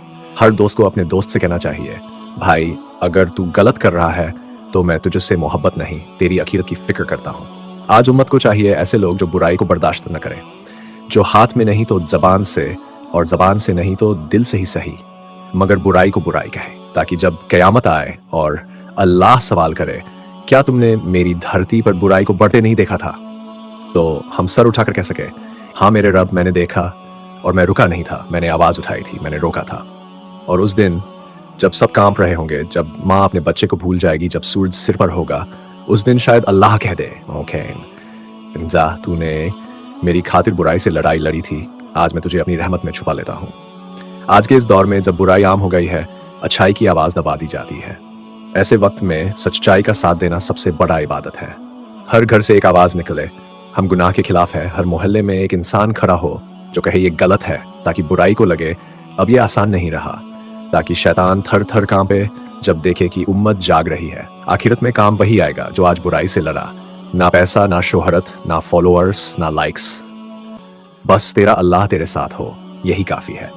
तो उठ और अल्लाह के लिए बोल, चल और अल्लाह के लिए रोक, क्योंकि इस दौर में चुप रहना भी गुनाह है। अल्लाह तुझसे सवाल करेगा और तू जवाब देगा या शर्म से सर झुका लेगा, ये तेरे आज के फैसले पर है। अल्लाह हम सबको बुराई से रोकने वाला, भलाई की तरफ बुलाने वाला और सच्चाई का साथी बनाए। ऐ मुसलमानों के हुक्मरानों, कहाँ खो गए तुम? कहाँ दफन कर दिए गए वो दिल जिनमें कभी उम्मत का दर्द धड़कता था? गजा जल रहा है, बच्चे रो रहे हैं, औरतें चीख रही हैं, मस्जिदें गिराई जा रही हैं, और तुम किस नींद में हो? किस गद्दी पर बैठे हो? कौन सा ताज इतना भारी हो गया कि उसमें इंसानियत की सिसकियां सुनाई नहीं देती? गजा में जिंदगी नहीं बची, सिर्फ मौत है, राख है। और उस राख में वो सपने हैं जो कभी एक छोटे बच्चे ने देखे थे। वो बच्चा अब नहीं है, उसकी कब्र के पास एक खिलौना पड़ा है, अधजला हुआ, और उसके साथ उसकी माँ की चीखें भी दफन हो चुकी हैं। और तुम सड़कों पर रैली नहीं निकाल सकते, तुम हथियार नहीं भेज सकते, तुम आवाज भी नहीं उठा सकते। क्या तुम्हारे महलों की दीवारें इतनी मोटी हैं कि गजा की पुकार वहां तक नहीं पहुंचती? या फिर तुम्हारे दिल इतने पत्थर हो चुके हैं कि किसी की लाश पर भी कोई लहर नहीं उठती? तुम्हारी खामोशी खून से भी ज्यादा भारी है। तुम में से हर एक को अल्लाह जवाबदेह ठहराएगा। तुम्हारी तिजोरियों में जो सोना है वो गजा के अनाथ बच्चों की हड्डियों से भी सस्ता है। तुम्हारे एयर कंडीशन कमरे उस आग से ठंडे नहीं हो सकते जो गजा की गलियों में लगी हुई है। तुम्हारी ताजपोशी गजा की लाशों के ऊपर खड़ी है। क्या तुम्हें डर नहीं लगता? कयामत आएगी, तुम्हारे सामने वो बच्चा आएगा जिसका सिर बम धमाके में उड़ गया था। वो माँ आएगी जिसके तीनों बच्चे मलबे में दब गए थे। वो मस्जिद आएगी जो मटियामेट कर दी गई। और वो कहेंगे, इनके पास सब कुछ था, ताकत भी, दौलत भी, फौजें भी, मगर फिर भी इन्होंने हमें अकेला छोड़ दिया। क्या जवाब दोगे? इस्लाम एक जिस्म है, एक हिस्से को चोट लगती है तो पूरा जिस्म तड़पता है। कहां गया वो जिस्म? कहां है वो उम्मत का दर्द? क्यों नहीं हिलता अब तुम्हारा दिल जब कोई मासूम बच्चा चीखता है, अम्मी बचाओ? क्यों नहीं टूटती तुम्हारी नींद जब गजा की औरतें अपनी चादरों को कफन बना रही हैं? क्या तुम्हारे लिए उम्मत सिर्फ एक राजनीतिक शब्द बन चुका है? क्या अब तुम्हारे ईमान की जगह डॉलर और तेल की बोतलें बैठ चुकी हैं? मौत आएगी और बहुत जल्द आएगी। जब आएगी ना तो गजा की लाशें तुम्हें घेर लेंगी। तुम अपने रॉयल बेड पर लेटे होगे और तुम्हारे जहन में वो सब तस्वीरें घूमेंगी। एक बच्चा अपनी माँ की लाश से लिपटकर रो रहा है, एक मस्जिद का मुअज्जिन शहीद हो गया, शायद एक बाप अपने चारों बच्चों को खुद दफना रहा है। और फिर तुम कहोगे, काश कुछ कर लिया होता। मगर उस वक्त बहुत देर हो चुकी होगी। फिर न तुम्हारी दौलत काम आएगी, न तुम्हारी गद्दी, न तुम्हारी सियासत। तब बस एक बात रह जाएगी, गजा सिर्फ एक जगह नहीं है, गजा एक इम्तिहान है। एक इम्तिहान तुम्हारे ईमान का, तुम्हारी गैरत का, तुम्हारी इंसानियत का। और अफसोस, तुम इस इम्तिहान में बुरी तरह से नाकाम हो चुके हो। तुम्हें शर्म नहीं आती? जब इजरायली टैंक बच्चों के जिस्म कुचलते हैं और तुम व्यापार के समझौते कर रहे होते हो, जब गजा की मस्जिदें गिरती हैं और तुम दुनिया के मंचों पर मुस्कुरा रहे होते हो, तुम कौन हो? क्या तुम वही हो जो खुद को उम्मत के रहनुमा कहते हो? क्या तुम्हारा दिल इस्लामी नहीं रहा, या अब कुरान सिर्फ तिलावत की किताब बनकर रह गई है? तुम्हारे सामने हक है और तुमने उसकी पीठ कर ली। अल्लाह की कसम, अगर तुमने आज भी उछन किया, अगर तुमने आज भी गजा की मदद नहीं की, तो तुम्हारा नाम तारीख के सबसे बड़े गद्दारों में लिखा जाएगा। तुम्हारे नाम के साथ खलीफा, बादशाह, अमीर नहीं लिखा जाएगा। लिखा जाएगा वो जो गजा की लाशों पर खामोश रहा। गजा का हर कतरा खून तुमसे बदला मांगेगा। तुम सोचते हो ये सब अल्लाह नहीं देख रहा? कुरान कहता है, और मत समझो कि अल्लाह जालिमों के अमाल से गाफिल है। उसका अजाब बहुत सख्त है, और जब वो आएगा, तुम्हारी हुकूमतें, तुम्हारे किले, तुम्हारे बॉडीगार्ड्स कुछ काम नहीं आएंगे। उठो मुसलमानों के रहनुमाओं, आज अगर तुम उठ खड़े नहीं हुए तो कयामत के दिन उम्मत तुम्हें माफ नहीं करेगी। गजा की माएं तुम्हारा दामन पकड़ेंगी और कहेंगी, इनके पास ताकत थी फिर भी ये चुप रहे। क्या तुम वो बनोगे जिनसे उम्मत की औरतें नफरत करें, या वो बनोगे जिन पर उम्मत फख्र करे? अभी वक्त है, अभी भी वक्त है। उठो, एक हो जाओ, सिर्फ बयान नहीं, एक्शन करो। सरहदों को तोड़ो, फौजें भेजो, हथियार भेजो, आवाज उठाओ, दुनिया को झकझोर दो। गजा को बचा लो इससे पहले कि बहुत देर हो जाए। या अल्लाह, हम तेरे आगे हाथ फैलाते हैं। हम गुनाहगार हैं, मगर गजा के लिए तेरी रहमत मांगते हैं। उन बच्चों के लिए जो भूखे हैं, डरे हुए हैं, घायल हैं। उन औरतों के लिए जो अपने शौहरों, बच्चों को खो चुकी हैं। उन मर्दों के लिए जो अपने हाथों से अपने जिगर के टुकड़ों को दफना चुके हैं। या अल्लाह, हमारे हुक्मरानों के दिल बदल दे, उनमें गैरत, ईमान और हिम्मत पैदा कर, उन्हें गजा के लिए खड़ा कर दे, क्योंकि अब सब्र का बांध टूट चुका है। और अगर वो फिर भी नहीं उठे, तो ए उम्मत के जवानों, तुम उठो, तुम ही सलाहुद्दीन बनो, तुम ही मोहम्मद बिन कासिम बनो, तुम ही वो लहर बनो जो गजा की राख से उठे और जालिमों को बहा ले जाए। गजा को बचा लो इससे पहले कि तुम्हारी मौत आ जाए, वरना तुम्हें अपने आप पर क़यामत का पछतावा होगा। गजा पुकार रहा है, क्या तुम सुन रहे हो? मैं कैसे कह दूं कि मैं मुसलमान हूं? क्या सिर्फ इसलिए कि मेरा नाम अब्दुल्ला है, या इसलिए कि मैं रोजा रखता हूं, ईद मनाता हूं और कभी कभी मस्जिद का रुख कर लेता हूं? लेकिन मेरे हाथों से जुल्म नहीं रुकता, मेरी जुबान से हक नहीं निकलता, और मेरी आंखों से तब भी आंसू नहीं बहते जब मेरे भाइयों का खून जमीन पर गिरता है। तो फिर मैं कैसे कह दूं कि मैं मुसलमान हूं? गजा में लाशें गिर रही हैं, बच्चे टुकड़ों में मिल रहे हैं, औरतें अपने बच्चों के जिस्म के टुकड़े सीने से लगाकर अल्लाह को पुकार रही हैं। और मैं तो अभी भी अपने मोबाइल पर रील्स स्क्रॉल कर रहा हूँ, अपने फेवरेट कॉफ़ी शॉप का नया मेन्यू ट्राई कर रहा हूँ, और नेटफ्लिक्स पर नए सीज़न का इंतज़ार कर रहा हूँ। ये खामोशी किस चीज़ की है? ये सुकून किस बात का है?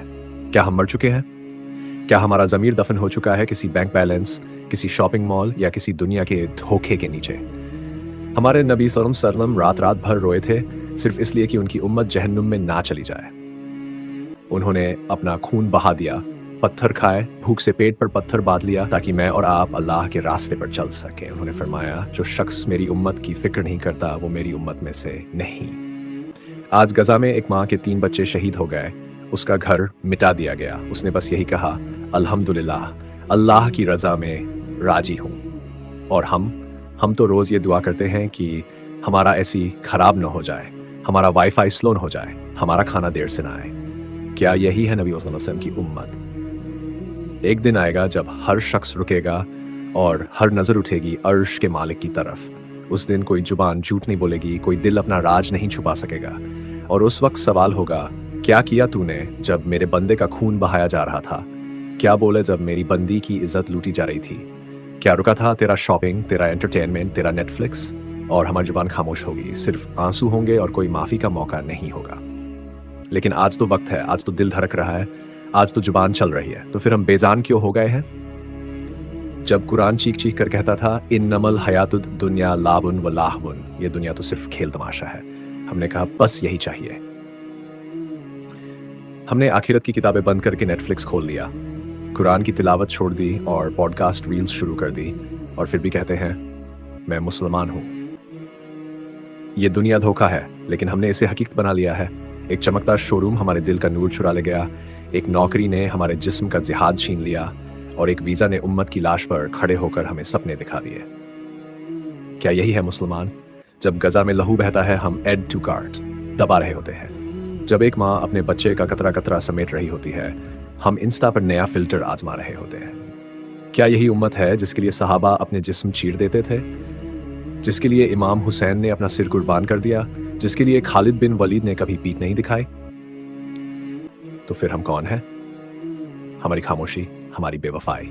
आज हम किसके साथ हैं? जालिम के साथ, जिसने मस्जिद अक्सा को रौंदा, जिसने कुरान को जलाया, जिसने मासूम बच्चों को बम से उड़ा दिया, जिसने माओं के सर से दुपट्टा खींच लिया।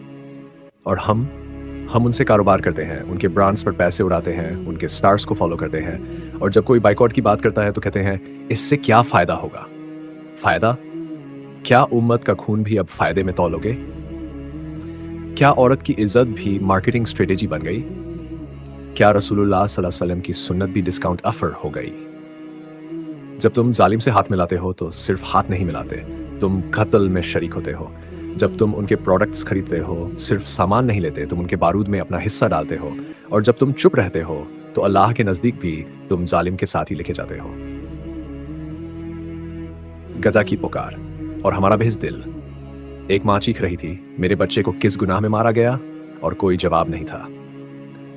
एक बच्चा रो रहा था, मेरी बहन का सिर कहाँ गया? मेरी माँ कहाँ है? और दुनिया सिर्फ रिपोर्ट बना रही थी। लेकिन सबसे बड़ी चीख तो अर्श तक जा चुकी है।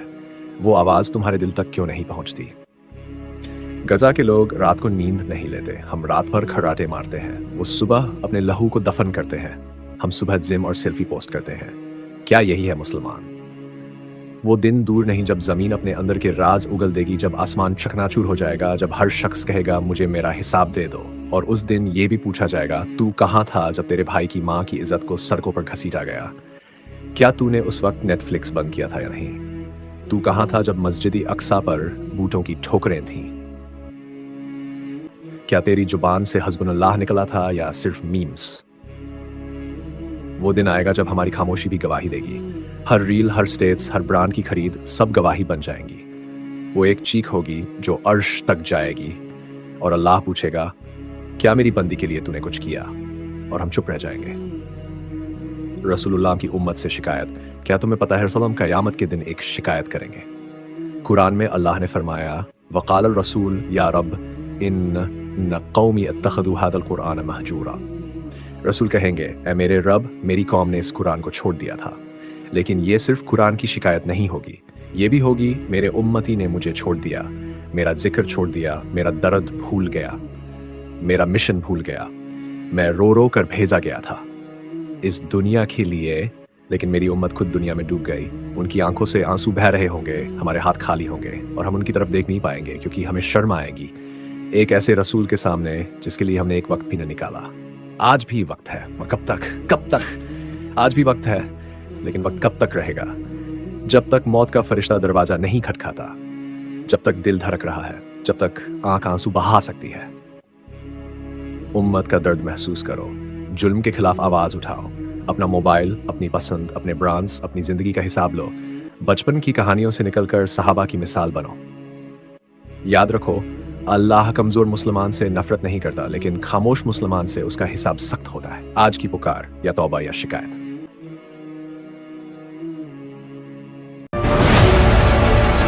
दोस्तों, आज हम एक ऐसी बात पर चर्चा करने जा रहे हैं जो ना सिर्फ साइंस के फैंस के लिए दिलचस्प है, बल्कि हर उस इंसान के लिए जरूरी है जो दुनिया में हो रही घटनाओं को समझना चाहता है। बात शुरू होती है अमेरिका के एक बड़े दावे से। उनका कहना है कि ईरान जो मिडिल ईस्ट का एक ताकतवर देश है, प्लाज्मा वेपन नाम का एक नया और खतरनाक हथियार बना रहा है। ये सुनते ही मन में कई सवाल उठने लगते हैं। प्लाज्मा वेपन क्या होता है? क्या यह परमाणु बम जैसे भी हो सकता है या उससे भी ज़्यादा खतरनाक? ईरान के पास यह भी नहीं है, और अमेरिका का यह दावा कितना सच है? आज हम इन सब सवालों का जवाब बिल्कुल साफ हिंदी में एक एक ढूंढेंगे। और ये सिर्फ खबर नहीं बल्कि एक ऐसा मुद्दा है जो हमारे आपके भविष्य को छू सकता है। हर सवाल का जवाब ढूंढना हमें मजबूती बनाता है। डरो मत, सच की तरफ बढ़ाओ। ये बात सुन के दिल में एक छोटी सी घबराहट होती है। क्या हम अपने प्यारों को सुरक्षित रख पाएंगे? सच वो नहीं जो बोला जाता है, सच वो है जो साबित होता है। दुनिया का हर एक बड़े हथियार के पीछे साइंस की ताकत होती है और उस ताकत को समझना हमारा फर्ज है। तो चाहिए इस राज को खोलने का सफर शुरू करते हैं। सबसे पहले अमेरिका का दावा को समझते हैं। यह बात मार्च 2025 का आसपास दुनिया के सामने आई। जो लोग अपने रोजमर्रा के नाम में लगे हुए थे, तब एक्स पर यह खबर फैल गई कि अमेरिका का डिफेंस मिनिस्टर, जो पेंटागन का नाम से मशहूर है, ने एक बड़ा इल्ज़ाम लगाया। उनका कहना है कि ईरान के पास प्लाज्मा वेपन नाम की एक ऐसी हथियार, एक ऐसी चीज़ है काम कर रहा है जो शायद पूरी दुनिया के लिए खतरा बन सकता है। और ये दावा तब और मज़ेदार हुआ जब उन्होंने बोला कि नासा, जो स्पेस मिशन और सेटेलाइट के लिए दुनिया भर में नंबर 1 है, ने अपने हाईटेक सेटेलाइट से इसकी तस्दीक की। मतलब उनके पास ऐसा डाटा है जो ये दिखाता है कि ईरान के किसी छुपाए हुए लैब या फैक्ट्री में प्लाज्मा वेपन बनाया जा रहा है या बन चुका है। लेकिन यहाँ एक बड़ा रुकावट आता है। अमेरिका ने अभी तक दुनिया का कोई एक भी छोटा सा प्रूफ नहीं दिया। ना कोई सेटेलाइट लगाई तस्वीर, ना कोई रिपोर्ट, ना कोई कुछ, ना कोई वीडियो क्लिप, कुछ भी नहीं। यह बात थोड़ी सी शंका पैदा करती है। अगर इतना बड़ा दावा कर रहे हो तो प्रूफ क्यों नहीं दिखा रहे हो? जो लोग मिलिट्री और इंटरनेशनल पॉलिटिक्स पर नज़र रखते हैं, जैसे एक्सपर्ट्स और एनालिस्ट, उनका कहना है कि एक चालाकी हो सकता है अमेरिका द्वारा। अमेरिका शायद ईरान को डराना चाहता है या दुनिया के सामने ईरान को एक विलेन की तरह पेश करना चाहता है, ताकि अपने दोस्त देश जैसे इजराइल, ब्रिटेन या सऊदी अरबिया को एक साथ ला सके। यह ट्रिक पहले भी उसी यूज हो चुका है। अमेरिका ने किया है। 2003 में अमेरिका ने इराक पर वेपन्स ऑफ मास का डिस्ट्रक्शन का इल्ज़ाम लगाया था, लेकिन बाद में वो गलत साबित हुआ। तो क्या ये भी वैसा ही चाल है ईरान के खिलाफ अमेरिका के लिए? डर के आगे जीत है। सच को जानने की हिम्मत रखो। जब बात देश और दुनिया की सुरक्षित की हो तो हर खबर दिल को छू जाती है। बिना सबूत के दावा सिर्फ एक अफवाह है, हकीकत नहीं। सेटेलाइट जमीन 36,000 किलोमीटर ऊपर से भी छोटी चीज़ों को देख सकता है, लेकिन वो तस्वीरें कहाँ गई? अब बात करते हैं असली मुद्दे की। क्या ईरान के पास सच में प्लाज्मा वेपन है या सिर्फ एक बात का बवाल है? ईरान के एक ऐसा देश है जो अपनी मिलिट्री ताकत के लिए पहचाना जाता है। उनके पास मिसाइलें हैं जो हज़ारों की संख्या में, जो हज़ारों किलोमीटर दूर तक निशाना लगा सकते हैं। इन्होंने बैलिस्टिक मिसाइलें कहते हैं। उनके पास ड्रोन है या छोटे रोबोट जैसा होता है जो बिना पायलट के उड़ते हैं। इतने एडवांस है कि वो दुश्मन के रडार पर भी बच सकते हैं। और यह भी एक खुला राज है कि ईरान न्यूक्लियर बम बनाने की कोशिश कर रहा है या फिर सिर्फ एक अफवाह है। चाहे वो इस बात का ना माने, लेकिन प्लाज्मा वेपन एक बिल्कुल अलग कहानी है। यह कोई साधारण हथियार नहीं है, बल्कि एक साइंस फिक्शन जैसा कॉन्सेप्ट है जो अभी तक दुनिया में सबसे बड़ा देश जैसा अमेरिका, रसिया या चाइना भी पूरी तरह से नहीं बना पाए। एक रिपोर्ट के मुताबिक जो 2018 में आई थी, ईरान प्लाज्मा फिजिक्स के मामले में दुनिया में 16 नंबर पर थे। यह मतलब कि उनका साइंटिस्ट का इस फील्ड में काम कर रहा है, जैसे प्लाज्मा कैसे बनता है, उसका टेम्परेचर कैसे कंट्रोल होता है। लेकिन ये वेपन बनाने के लिए काफ़ी नहीं है।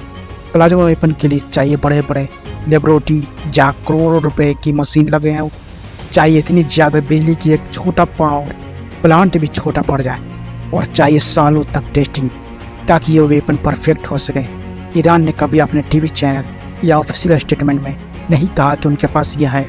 हाँ, एक्स पे कुछ लोगों ने लिखा कि ईरान के ऑफिशियल ने दावे किए हैं, जैसे हमारे पास ऐसी ताकत है जो दुनिया को हिला के रख देगा, जो दुनिया को बर्बाद कर देगा।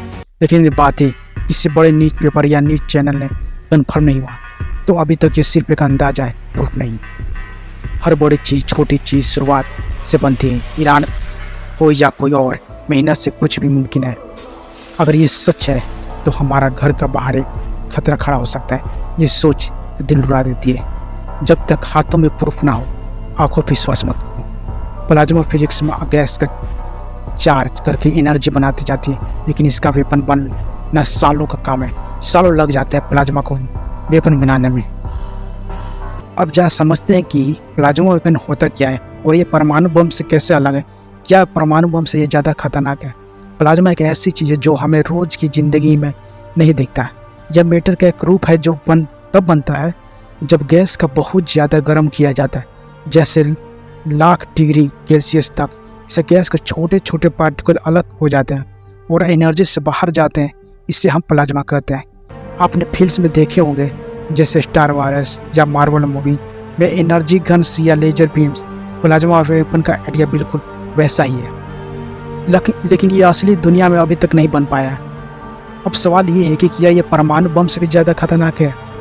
परमाणु बम, जो न्यूक्लियर वेपन भी कहता है, एक ऐसा हथियार है जो एक बार में पूरी शहर खत्म कर सकता है।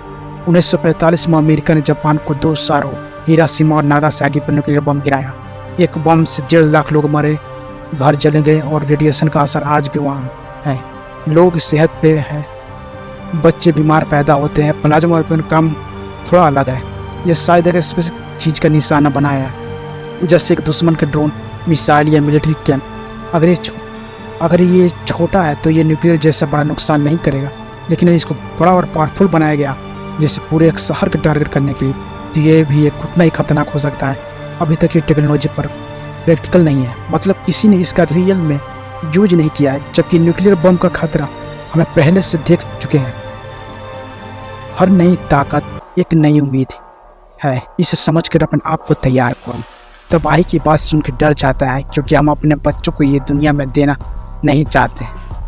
न्यूक्लियर अभी भी राज रखता है, लेकिन प्लाज्मा का भविष्य छोटा नहीं है। प्लाज्मा एक टेम्परेचर सूरज का कोर जैसा होता है, 15 मिलियन डिग्री तक। यह साइंस का एक बहुत अद्भुत रूप है। चाहिए अब डिटेल में जानते हैं कि प्लाज्मा वेपन बनाया कैसे जाता है और ये काम कैसे करता है। प्लाज्मा बनाने के लिए पहले गैस जैसे हवा में जो ऑक्सीजन या नाइट्रोजन होता है वो लेना पड़ता है। इस गैस को इतना गर्म करना पड़ता है, लाख डिग्री सेल्सियस तक।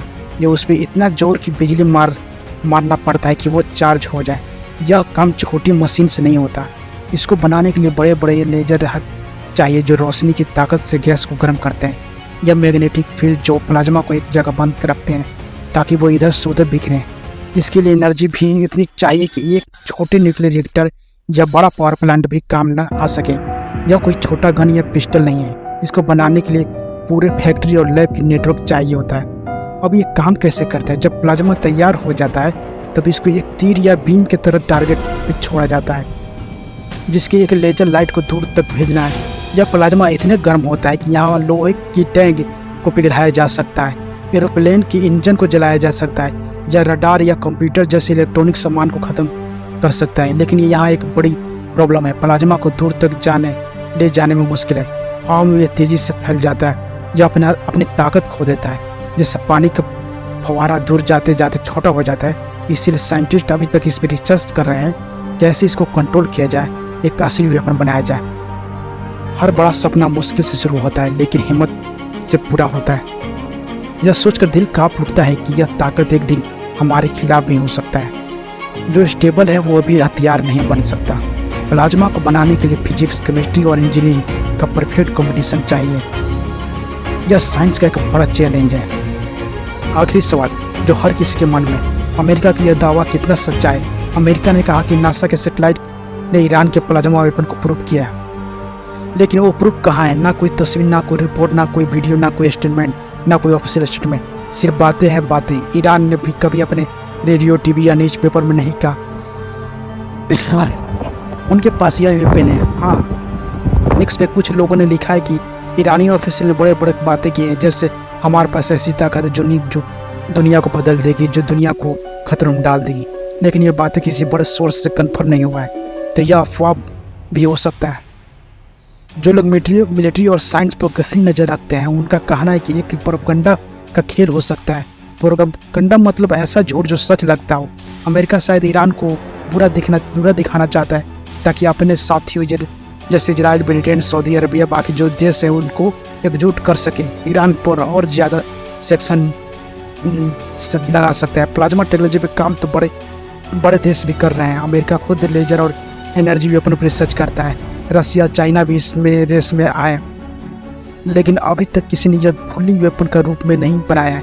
ईरान का इतना आगे बढ़ जाना बड़ा दावा, और जब तक आखिर आंखों से प्रूफ ना देखा जाए यह पूरा सच नहीं लगता। यह अफवाह है जो अमेरिका द्वारा ईरान को फंसाया जा रहा है। अमेरिका का दावा एक कहानी हो सकता है जो अभी अधूरी है। प्लाज्मा वेपन का अद्भुत लेकिन खतरनाक आइडिया है जो अभी तक लैब्स में जो जी रहा है, असली दुनिया में नहीं।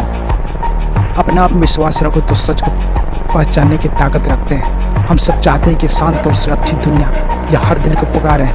सच वक्त के साथ सामने आता है, सबकी आंखें खुली रखती हैं। साइंस हमें समझ देता है, सोच हमें आगे बढ़ाता है। पढ़ो और जागो। आपको यह बात कैसी लगी कमेंट में अपने विचार जरूर लिखें, लाइक करें और अपने दोस्तों के बात ये जरूर पहुँचाएँ। दुनिया का मोहब्बत मुसलमानों में इस कदर समा गया है कि जुल्म होता देखना पसंद करते हैं लेकिन जुल्म का सामना करना पसंद नहीं करते हैं। वीडियो को शुरू करने से पहले हम आप लोगों से गुजारिश करते हैं कि हमारे चैनल को सब्सक्राइब करें, वीडियो को लाइक करें और शेयर करें ताकि आगे आने वाली इन्फॉर्मेशन आपको मिल सके। आज की डेट में मुसलमानों पर जुल्म होना आम क्यों है? आखिर इसके पीछे सबसे बड़ा कारण क्या है? क्या आखिर कारण है जो मुसलमानों पर जुल्म होना आम हो गया है? दुनिया के कोई भी कोने में देखे जाए तो मुसलमान पर हर तरह से जुल्म हो रहे हैं। कहीं भी देखो, मिडिल ईस्ट हो गया, भारत, पाकिस्तान और बाकी यूरोप कंट्री हो गया, रसिया, इस जितने भी कंट्री हो गया सभी पर जुल्म होता है कि वो सिर्फ और सिर्फ मुसलमान पर जुल्म। हम बात करते हैं सीरिया में ताकता प्लाट हुआ, बसर सरकार को गिरा दे गया, अबुल जिलानी ने सरकार बना लिया। लेकिन क्या इससे जो मुसलमान पर जुल्म होता है वो ख़त्म हो जाएगा? हमें नहीं लगता कि ऐसे मुसलमान पर जो जुल्म हो रहा है वो ख़त्म हो जाएगा, क्योंकि मुसलमान पर जो जुल्म हो रहा है वो मिडिल ईस्ट में, वो इजराइल और अमेरिका के द्वारा हो रहा है। और जो नई गवर्नमेंट आई है अबुल जिलानी का, वो इजराइल और अमेरिका के डायरेक्ट गुलाम, क्योंकि अबुल जिलानी जो था इजराइल और तुर्की की मदद से बसर सरकार को गिराया और फिर वहाँ अपनी सरकार बनाया। वो जंग होता है जो मिडिल ईस्ट में हरदम तबाही होता है, जो मिडिल ईस्ट हरदम तबाह रहता है, जलता रहता है, उसके सबसे बड़ा पीछे कारण है सिर्फ और सिर्फ इजराइल और अमेरिका। इजराइल और अमेरिका ही वही कारण है जो मिडिल ईस्ट को हमेशा तबाह करना चाहते हैं और इजराइल हमेशा मिडिल ईस्ट पर कब्जा करना चाहते हैं। आज देखो, जब अबुल जिलानी जब वहाँ की सरकार बनाया तब इजराइल धीरे धीरे पूरे आधा सीरिया को कब्जा करने लगा। आज के डेट में हम मुसलमानों के ईमान के बारे में बात करते हैं। 90% वो मुसलमान हैं जो 5 वक्त की नमाज नहीं पढ़ते, सिर्फ जुम्मे की नमाज पढ़ते हैं, और जो 10% जो मुसलमान हैं जो जुम्मे की नमाज पढ़ते हैं उसमें से लगभग 90% वो मुसलमान है जो सिर्फ और सिर्फ उस समय जुम्मे की नमाज पढ़ना आता है, जो जमात जब खड़ा होता है तब जुम्मे की नमाज पढ़ना आता है। तो आज पूरी दुनिया में मुसलमानों के गलत अकीदा के तौर पर देखा जाता है। किसी भी कौम में मुसीबत आने के सिर्फ 2 कारण होते हैं, इख्तिलाफ और इतिहाद। इख्तिलाफ से मुसीबत आते हैं और इतिहाद से मुसीबत जाते हैं। और आज के डेट में मुसलमानों में इख्तिलाफ ज़्यादा है, इतिहाद कम है। इसलिए इख्तिलाफ ज़्यादा होने के कारण मुसीबतें ज़्यादा आती है, इतिहाद कम होने के कारण मुसीबतें कम होने के नाम ले लेता है। वैसे तो मुसलमानों की आबादी 200 करोड़ है, लेकिन अहमियत आज के डेट में मुसलमानों की समुद्र के झाग के बराबर हो गया है। आखिर ऐसा क्यों है? ये सोचने वाली बात है। आखिर मुसलमानों की आबादी जब 200 करोड़ है तो अहमियत भी कुछ होना चाहिए, लेकिन अहमियत सिर्फ समुद्र के झाग के बराबर हो गया है। इसका सबसे बड़ा पीछे कारण ये है कि आपसी इख्तिलाफ जब मुसलमानों के बीच बढ़ गया है तब मुसलमानों की आबादी 200 करोड़ से ज़्यादा होने के बाद भी अहमियत समुद्र के झाग के बराबर है। मिसाल के तौर पर ये देखा जाए कि एक घर में 4 भाई हैं, 4 भाई जब आपस में मिल कर रहे तब तक जो बाहरी लोग थे वो कभी उन भाइयों में इख्तिलाफ नहीं कर पाया, लेकिन जब आपसी इख्तिलाफ बढ़ गया तो जो बाहरी लोग थे वो भी आकर इन भाइयों के बीच इख्तिलाफ बढ़ा दिया। यही चीज़ इस्लाम में हुआ है। जब खुलाफत राशिदीन 30 वर्षों तक पूरी दुनिया पर राज किया तब तक पूरा इस्लाम पूरे मात्र एक ही मजहब था। लेकिन आज के डेट में मुसलमानों में जब बहुत सारे फिरकों बढ़ चुके हैं, शिया सुन्नी वहाबी देवबंद में जब बढ़ चुके हैं तो उनमें इख्तिलाफ आ गया। जब ये इख्तिलाफ आ गया तो 200 करोड़ आबादी होने के बाद भी मुसलमानों के बीच, लेकिन आज की डेट में इतनी आबादी होने के बाद भी अहमियत कुछ नहीं रहा। आज के डेट में मुसलमानों का सबसे बड़ा दुश्मन खुद मुसलमान है। पूरी दुनिया में लगभग 57 इस्लामिक कंट्री है। 57 इस्लामिक कंट्री, कुछ शिया है कुछ सुन्नी है। शिया इस्लामिक कंट्री ईरान हो गया, इराक में कुछ शिया है और बाकी लेबनान में कुछ शिया है, लेकिन बाकी सब कंट्री सुन्नी है। आज गाजा में लगभग इजराइल ने लगभग 45,000 लोगों को शहीद कर चुका है, जिसमें 20,000 बच्चे हैं और 15,000 सिर्फ औरतें हैं और बाकी सब मर्द हैं। लेकिन इसी बीच इतने सारे कंट्री इस्लाम के नाम पर उन्होंने 57 इस्लामिक कंट्री बस इजराइल की निंदा करना चाहता। मात्र एक ईरान एक ऐसा देश है जो हमेशा गाजा के सपोर्ट में रहा है और गाजा के साथ रहा, और ईरान की वजह से हिजबुल्लाह और हमास इजराइल से जंग लड़ रहा है। मिडिल ईस्ट में सबसे ज़्यादा ताकत रखने वाला देश तुर्की है, ईरान है, सऊदी है, ये सब इस्लामिक कंट्री है। लेकिन सिर्फ और सिर्फ हिजबुल्लाह और हमास के सपोर्ट में कौन है? ईरान है। तुर्की भी इजराइल के सपोर्ट में, सऊदी भी इजराइल के सपोर्ट में है। तुर्की और सऊदी ईरान से नफरत करते हैं, सिर्फ इस बुनियाद पर ईरान एक शिया देश है और इसी का फ़ायदा उठाता है इजराइल और अमेरिका। इजराइल और अमेरिका हमेशा ईरान और तुर्की या ईरान और सऊदी के बीच इख्तिलाफ करता है और उनके बीच दरारें डालता है और उसका फ़ायदा उठा देता है हमेशा इजराइल और अमेरिका। तुर्की, सऊदी, UAE, कजाकिस्तान जितने भी अपने आप को इस्लामिक कंट्री कहते हैं, जब गाजा में लगभग 45,000 आम लोगों को शहीद कर दिया इजराइल ने, तो क्यों नहीं इजराइल के खिलाफ एक्शन लेते हैं? सिर्फ और सिर्फ इजराइल की निंदा करके आते हैं और छोड़ देते हैं। ये जो वाईसी संगठन बनाया गया था इस्लामिक नाम पे, इस्लामिक देश के नाम पर, 57 इस्लामिक कंट्री, और वो करता है क्या, सिर्फ इजराइल की निंदा करके छोड़ देता है।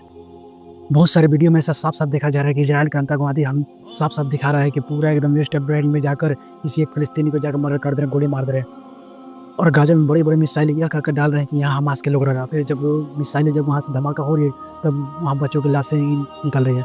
और ये सब नज़ारा तुर्की की राष्ट्रपति भी देख रहा है, मोहम्मद बिन सलमान भी देख रहा है, यूएई भी देख रहा है, बाकी सब इस्लामिक कंट्री भी देख रहा है, ईरान भी देख रहा है। लेकिन इसका सपोर्ट सिर्फ ईरान कर रहा है, हिजबुल्लाह कर रहा है, हमास कर रहा है। लेकिन ये जितने भी एर्दोगान हो गया, मोहम्मद बिन सलमान हो गया, यूएई के हो गया, ये सब जितने भी है वो सिर्फ तमाशा देख रहे हैं और इजराइल का सिर्फ निंदा कर रहे हैं।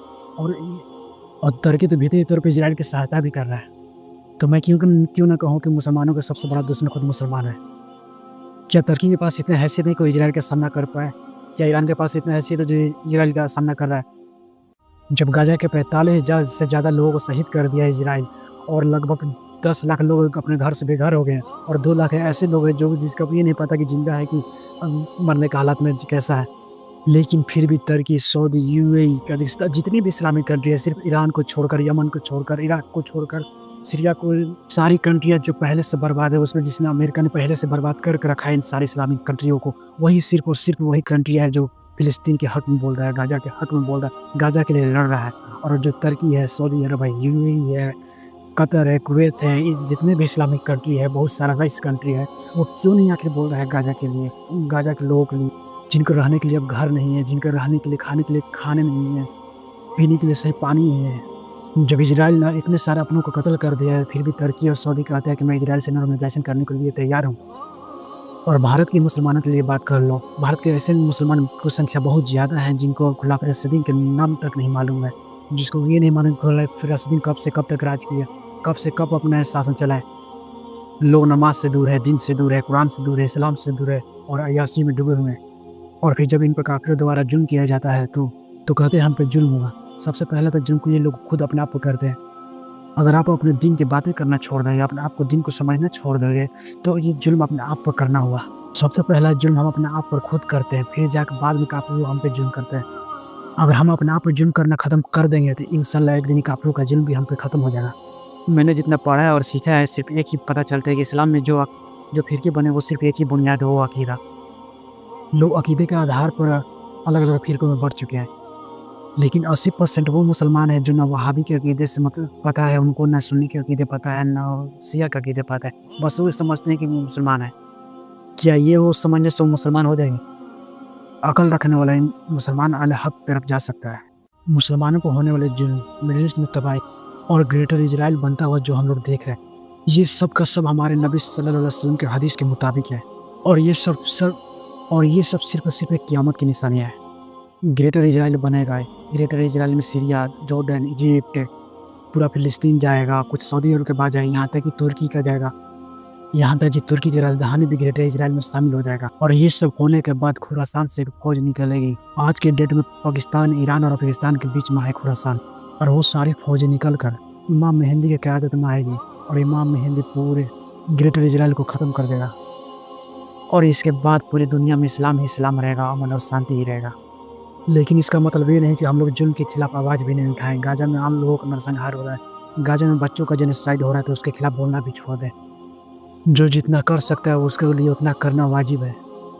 ग्रेटर इजराइल बन के रहेगा, ये हमारे नबी सल्लल्लाहु अलैहि वसल्लम को फरमाना है। और ग्रेटर इजराइल में तुर्की, सऊदी, इजिप्ट, जॉर्डन, पूरी सीरिया सभी आएंगे। फिर इमाम मेहंदी का ज़हूर होगा, ईसा अलैहिस्सलाम का नाजिल होगा, दज्जाल जाहिर होगा, फिर उसके बाद याजूज माजूज आएंगे। ये सब क़यामत की बड़ी निशानियाँ हैं। लेकिन हमें सबसे पहले गाजा के लिए आवाज़ उठाना पड़ेगा, गाजा के बच्चों के लिए आवाज़ उठाना पड़ेगा, लेबनान के लिए आवाज़ उठाना पड़ेगा, और अपने उन हुक्मरानों को जो सिर्फ और सिर्फ इजराइल की निंदा कर रहे हैं उनके खिलाफ भी आवाज़ उठाना पड़ेगा।